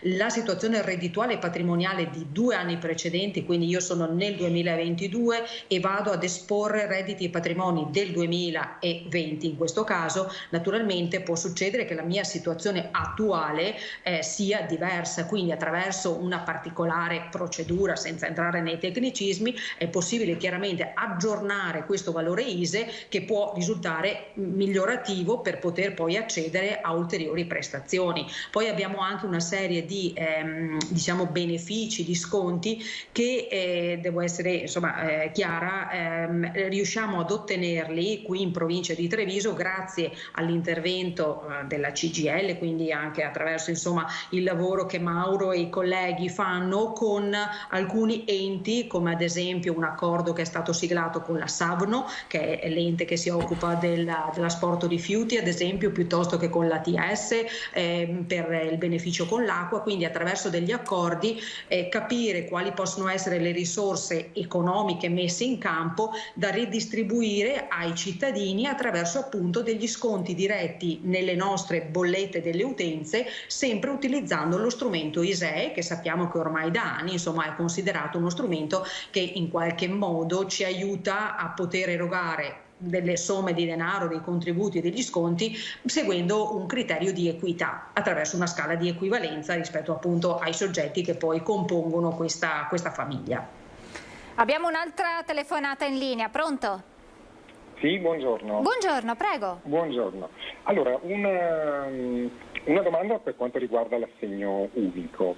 Io ad esempio sono separato e come immagino ce ne saranno tanti altri nella mia situazione e volevo capire, nel nostro caso di genitori separati, come verrà gestita questa cosa qui? Ad esempio, nel caso della dichiarazione dei redditi, fino all'anno scorso c'erano le detrazioni per i figli al 50%. Adesso come funzionerà la cosa? Considerando che i redditi sono diversi per i due genitori.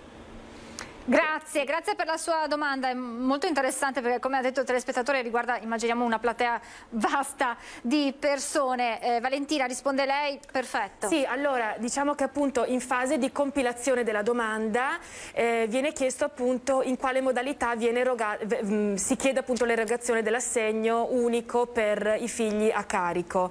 Nel caso appunto di genitori separati si chiede se, tenendo in considerazione anche comunque dei dati dell'altro genitore, quindi di fatto viene chiesto eventualmente anche l'IBAN dell'altro genitore nel caso in cui si chieda un pagamento disgiunto, quindi della quota al 50%, oppure se è soltanto un genitore a chiedere l'intera quota del beneficio pagato, l'intera quota pagata del beneficio dell'assegno, viene chiesta il fatto che l'altro genitore sia consapevole, ecco, quindi che abbia consentito al pagamento in questa misura. Il consenso, esatto, il consenso. Ecco, poi per l'ISEE sarà sicuramente più specifica Monica, però nell'ISEE, seppur si tratti di genitori separati, comunque entrano i redditi di entrambi, perché di fatto il beneficiario di questa nuova formula, di questa nuova misura economica è il figlio minore, quindi credo appunto che entrano i redditi comunque di tutti nell'ISEE, però Monica sicuramente sarà Monica più specifica. vuole aggiungere qualcosa in merito alla domanda del nostro? Valentina ha esplicitato in maniera chiara quanto al momento prevede la circolare dell'INPS con queste tre possibilità, diciamo, di ridistribuzione dell'importo dell'assegno. Poi effettivamente stiamo ancora attendendo una serie di risposte acquisiti che stiamo ponendo naturalmente, perché come diceva Valentina è sì un assegno di nuova entrata e quindi come tutte le cose nuove chiaramente l'INPS ci dovrà in qualche maniera supportare e aiutare con tutti i casi pratici che ci stanno effettivamente capitando, ecco, quindi al momento è corretta l'informazione che ha dato Valentina. Una cosa puramente tecnica, Monica, come è accaduto anche per le assegni familiari, anche in questo caso una volta compilato l'ISEE arriverà direttamente dal CAF la domanda all'INPS o sarà il cittadino a consegnarla? Tecnicamente come funziona il passaggio poi di consegna della documentazione? No, allora diciamo che per essere chiari, nel momento in cui un cittadino usufruisce dell'ISEE per poter fare la domanda, noi predisponiamo l'ISEE, sappiamo che oggi io compilo questa dichiarazione, tra 4-5 giorni l'ISEE viene attestato dall'INPS, quindi l'INPS appura attraverso i calcoli il valore che viene esplicitato in una attestazione, un foglio che chiaramente poi il cittadino dovrà avere. Quel valore, come abbiamo detto, serve per tante cose. Una volta che è stata fatto l'ISEE, a quel punto noi agevoleremo chiaramente il cittadino nella compilazione della domanda. Sarà il patronato, in questo caso INCA CGIL, a procedere con l'invio della domanda, perché è l'ente preposto a livello normativo naturalmente per poterlo fare, oltre al cittadino stesso richiedente che può in autonomia con le proprie credenziali accedere al sito dell'INPS e farsi eventualmente la domanda. Quindi noi agevoleremo il processo, il patronato procede poi all'invio all'INPS. Chiarissimi tutti i passaggi. Abbiamo un'altra telefonata, pronto? Buongiorno. Buongiorno, sono Giusy. Prego. Allora, prima le dico una cosa e poi un'altra, perché devo dirla. Prego. Quando aprono per gli appuntamenti del 7:30. E poi devo dirle un'altra cosa. Il signore prima ha detto che ci fanno firmare il vaccino, dove andiamo a farsi il vaccino. Quando sono andata a Treviso a farmi la terza dose, ho chiesto al medico perché mi fa firmare e lui mi dice: signora. Pronto? Pronto? È caduta la linea, vediamo se ripristiniamo. Allora, intanto la risposta sul tema 730 ne parliamo tra pochissimo, è uno dei temi in scaletta e quindi, signora Giusy, tra pochissimo arriviamo anche a questo. Monica, naturalmente abbiamo detto che insomma CAF impegnati su questo fronte, però poi ci sono anche altre attività che sono ripartite con il nuovo anno, con il 2022 e con diverse prenotazioni. Facciamo un attimo il punto anche per questi ulteriori servizi.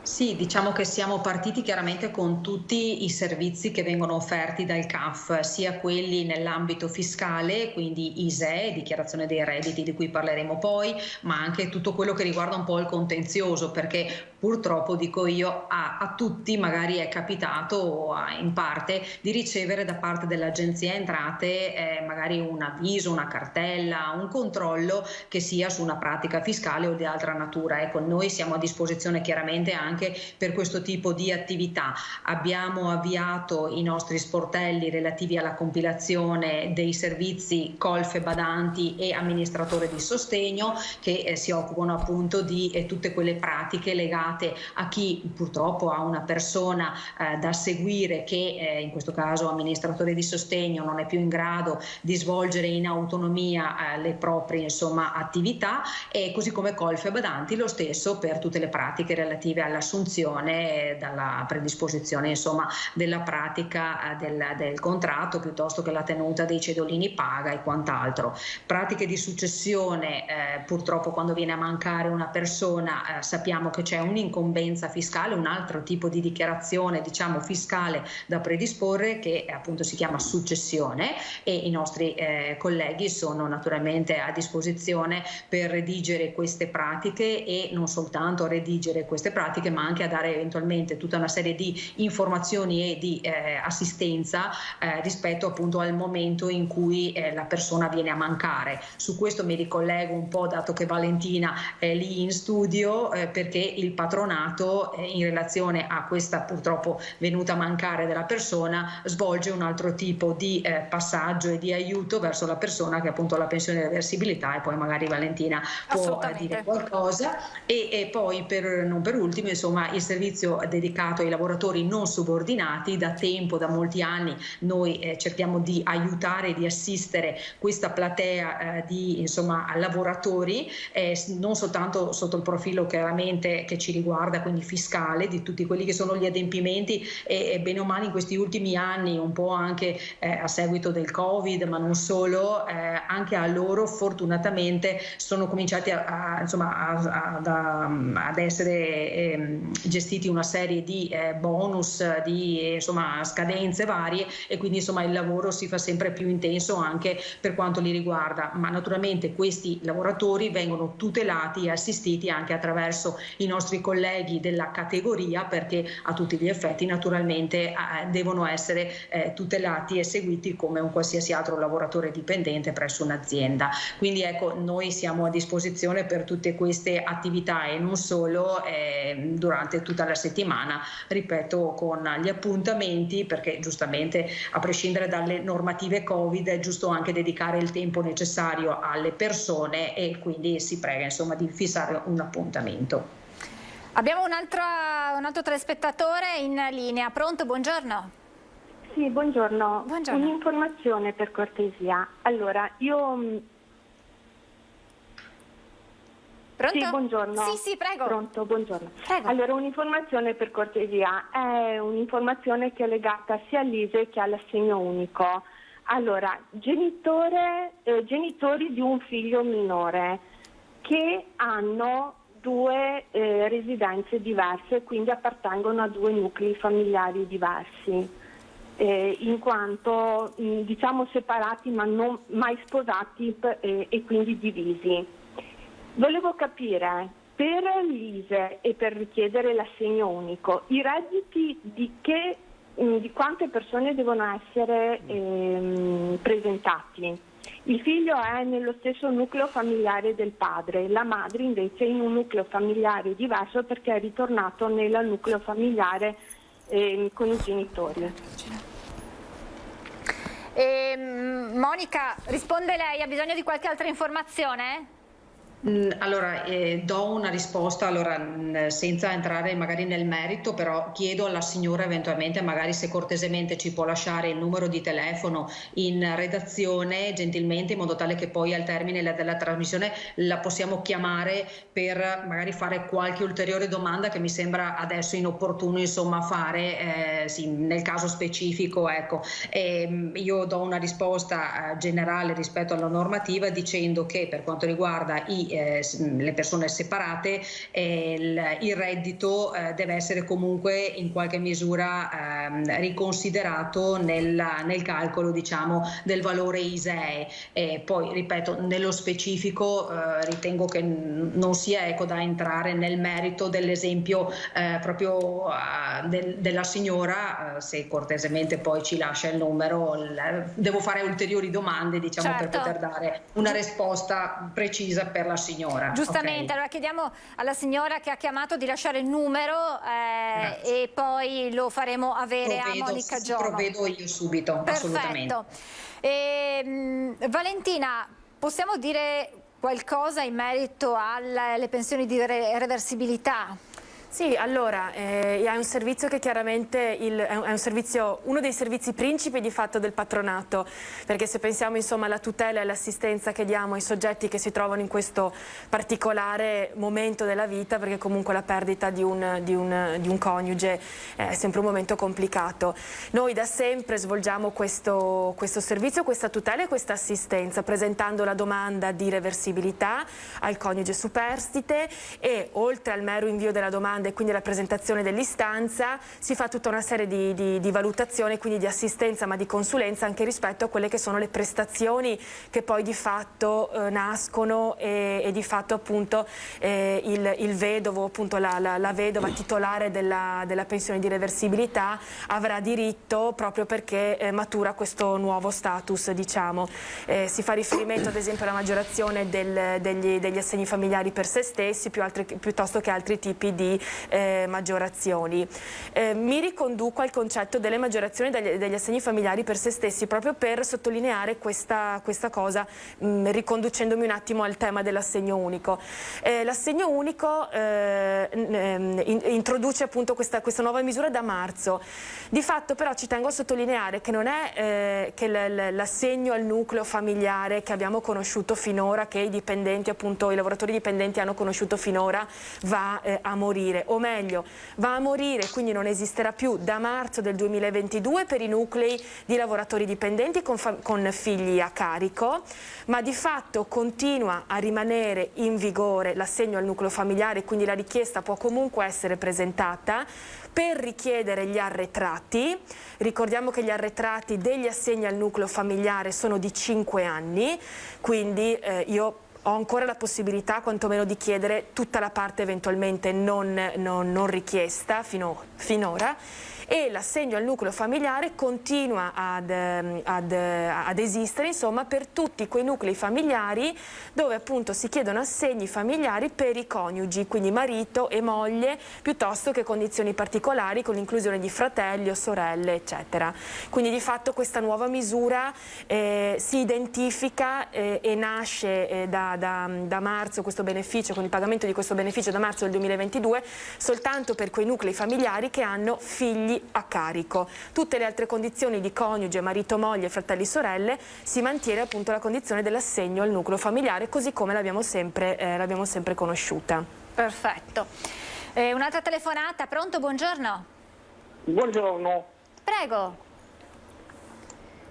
Dunque, io volevo chiedere sull'assegno unico. Penso che questo assegno unico non l'ho sentito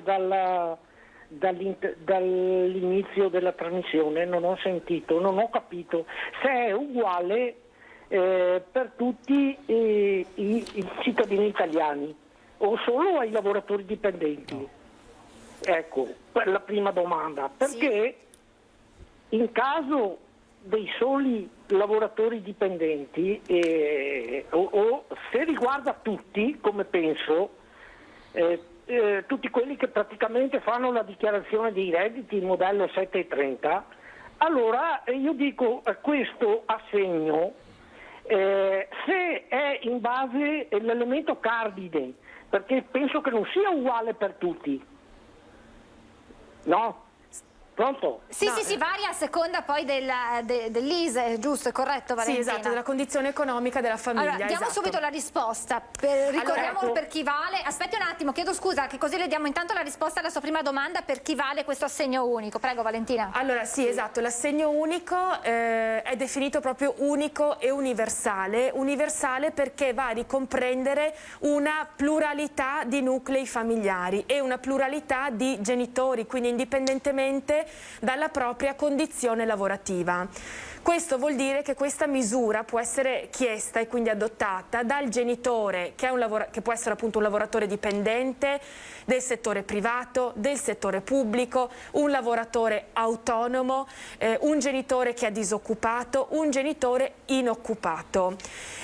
Il valore di questo beneficio è dato dalla valutazione dell'importo, diciamo, dell'ISEE, del valore ISEE, e quindi non si fa riferimento tanto al 730 quanto sì al reddito, quindi ai redditi percepiti, insomma, dai genitori.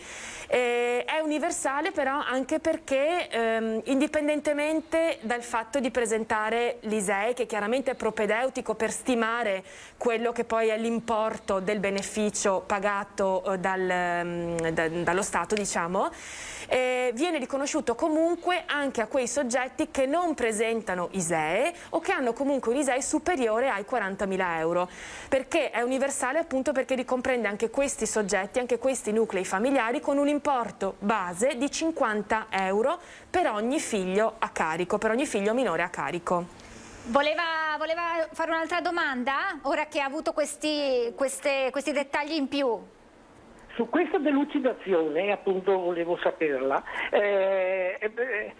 Quindi, però, l'elemento cardine anche all'interno dell'ISEE comunque resta sempre per l'ammontare poi della cifra da dare al minore, resta sempre comunque l'impunibile dei 2 anni precedenti del soggetto che fa la richiesta.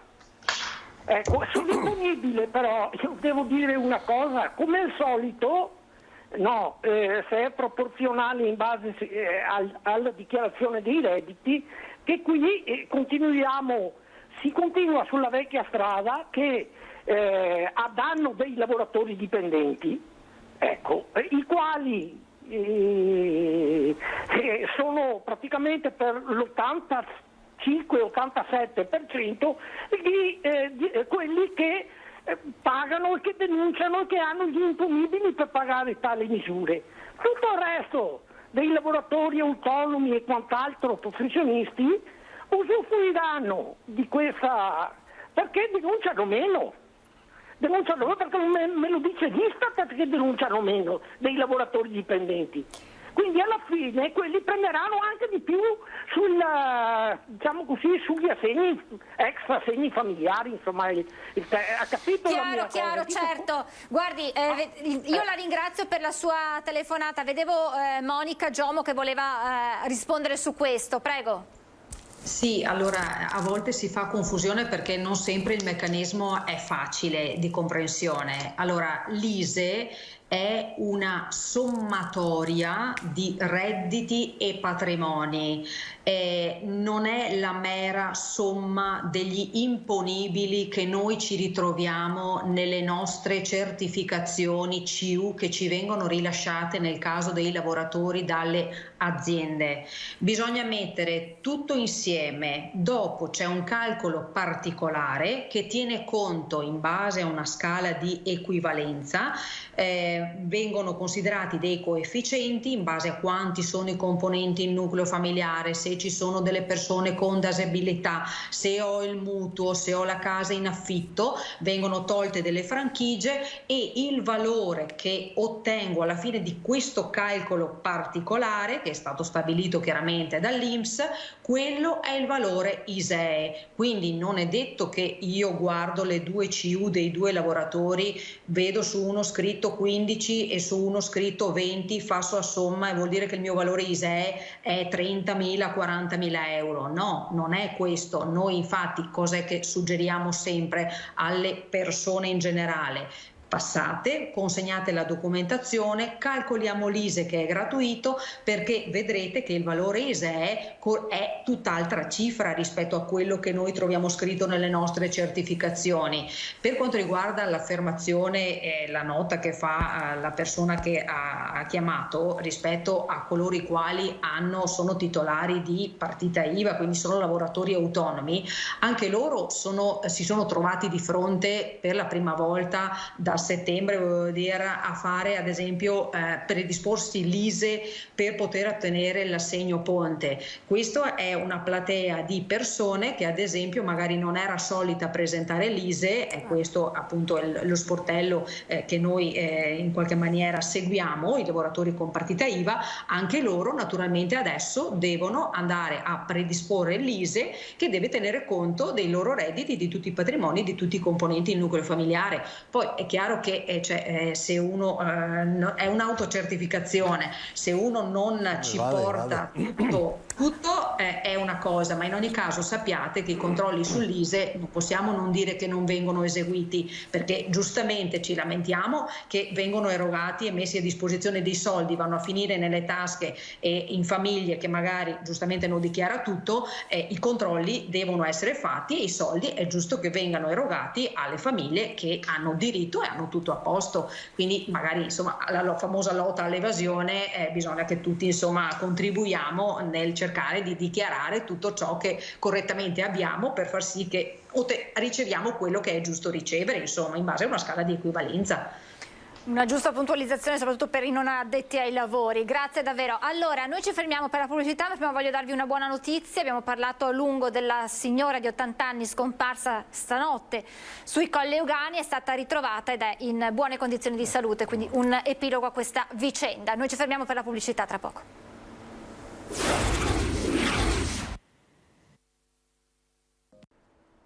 Rieccoci in diretta, abbiamo parlato a lungo di assegno unico, di ISEE, ma c'è un'altra scadenza ormai alle porte, Monica Giomo, riguarda il 7.30, però prima abbiamo un'altra telefonata, per cui pronto, buongiorno.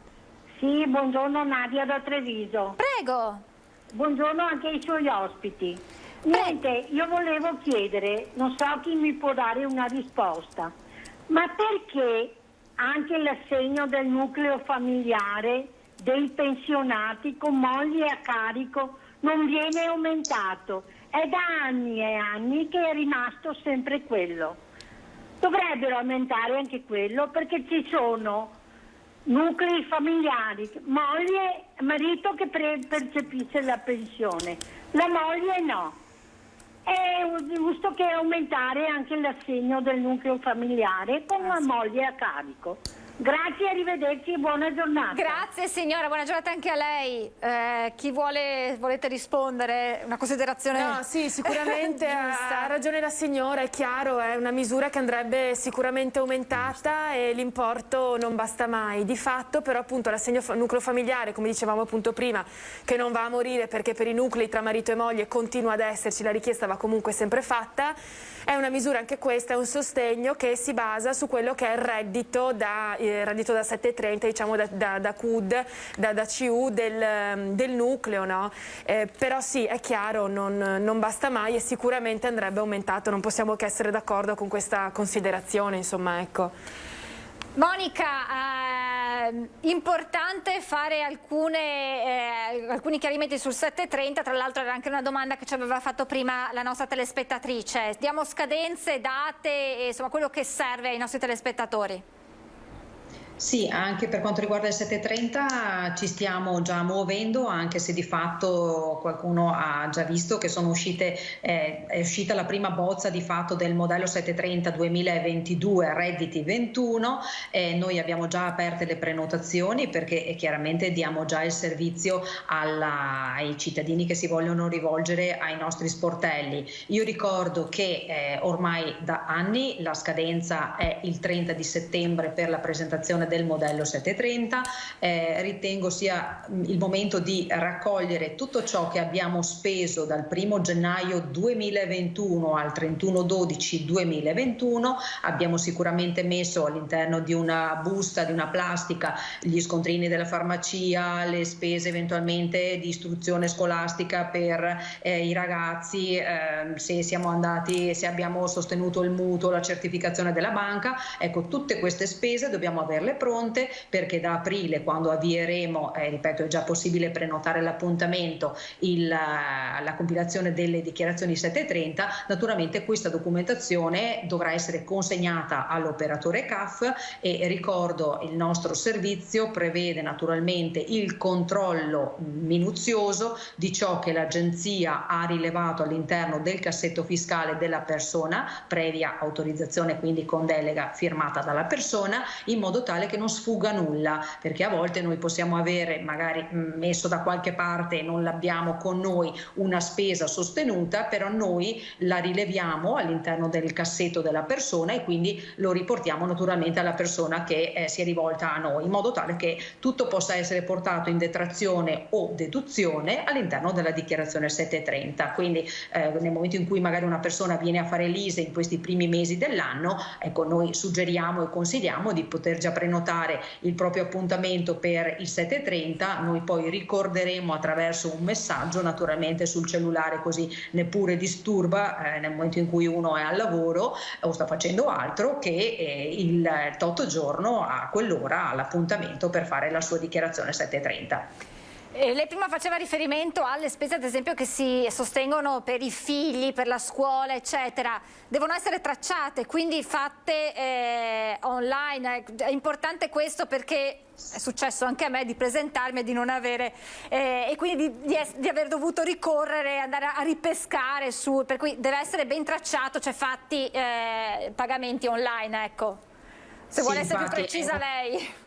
Assolutamente, è una nota infatti operativa ancora che è partita nel 2020, nel gennaio 2020, questa famosa tracciabilità, il fatto che noi nel momento in cui sosteniamo una spesa dobbiamo fare il pagamento usando un mezzo, non più i contanti, quindi soldi, ma usando soldi diciamo attraverso il bancomat piuttosto che la carta di credito, il bonifico, ecco le spese che noi ad esempio sosteniamo magari per i figli come citava lei, la mensa piuttosto che i libri di testo o quant'altro, ecco, bonifico bancario, qualsiasi strumento che sia tracciato. Poi in particolare per quanto riguarda le spese mediche, lo ricordiamo, ma insomma ormai abbiamo in questi 2 anni cercato, insomma ci siamo abituati al fatto che nel momento in cui andiamo in farmacia ci richiedono la tesserina sanitaria, lì c'è il codice fiscale, bisogna ricordarsi di darglielo perché così questo ci consente con lo scontrino di conservare sia l'uno che l'altro, naturalmente anche il cedolino del bancomat,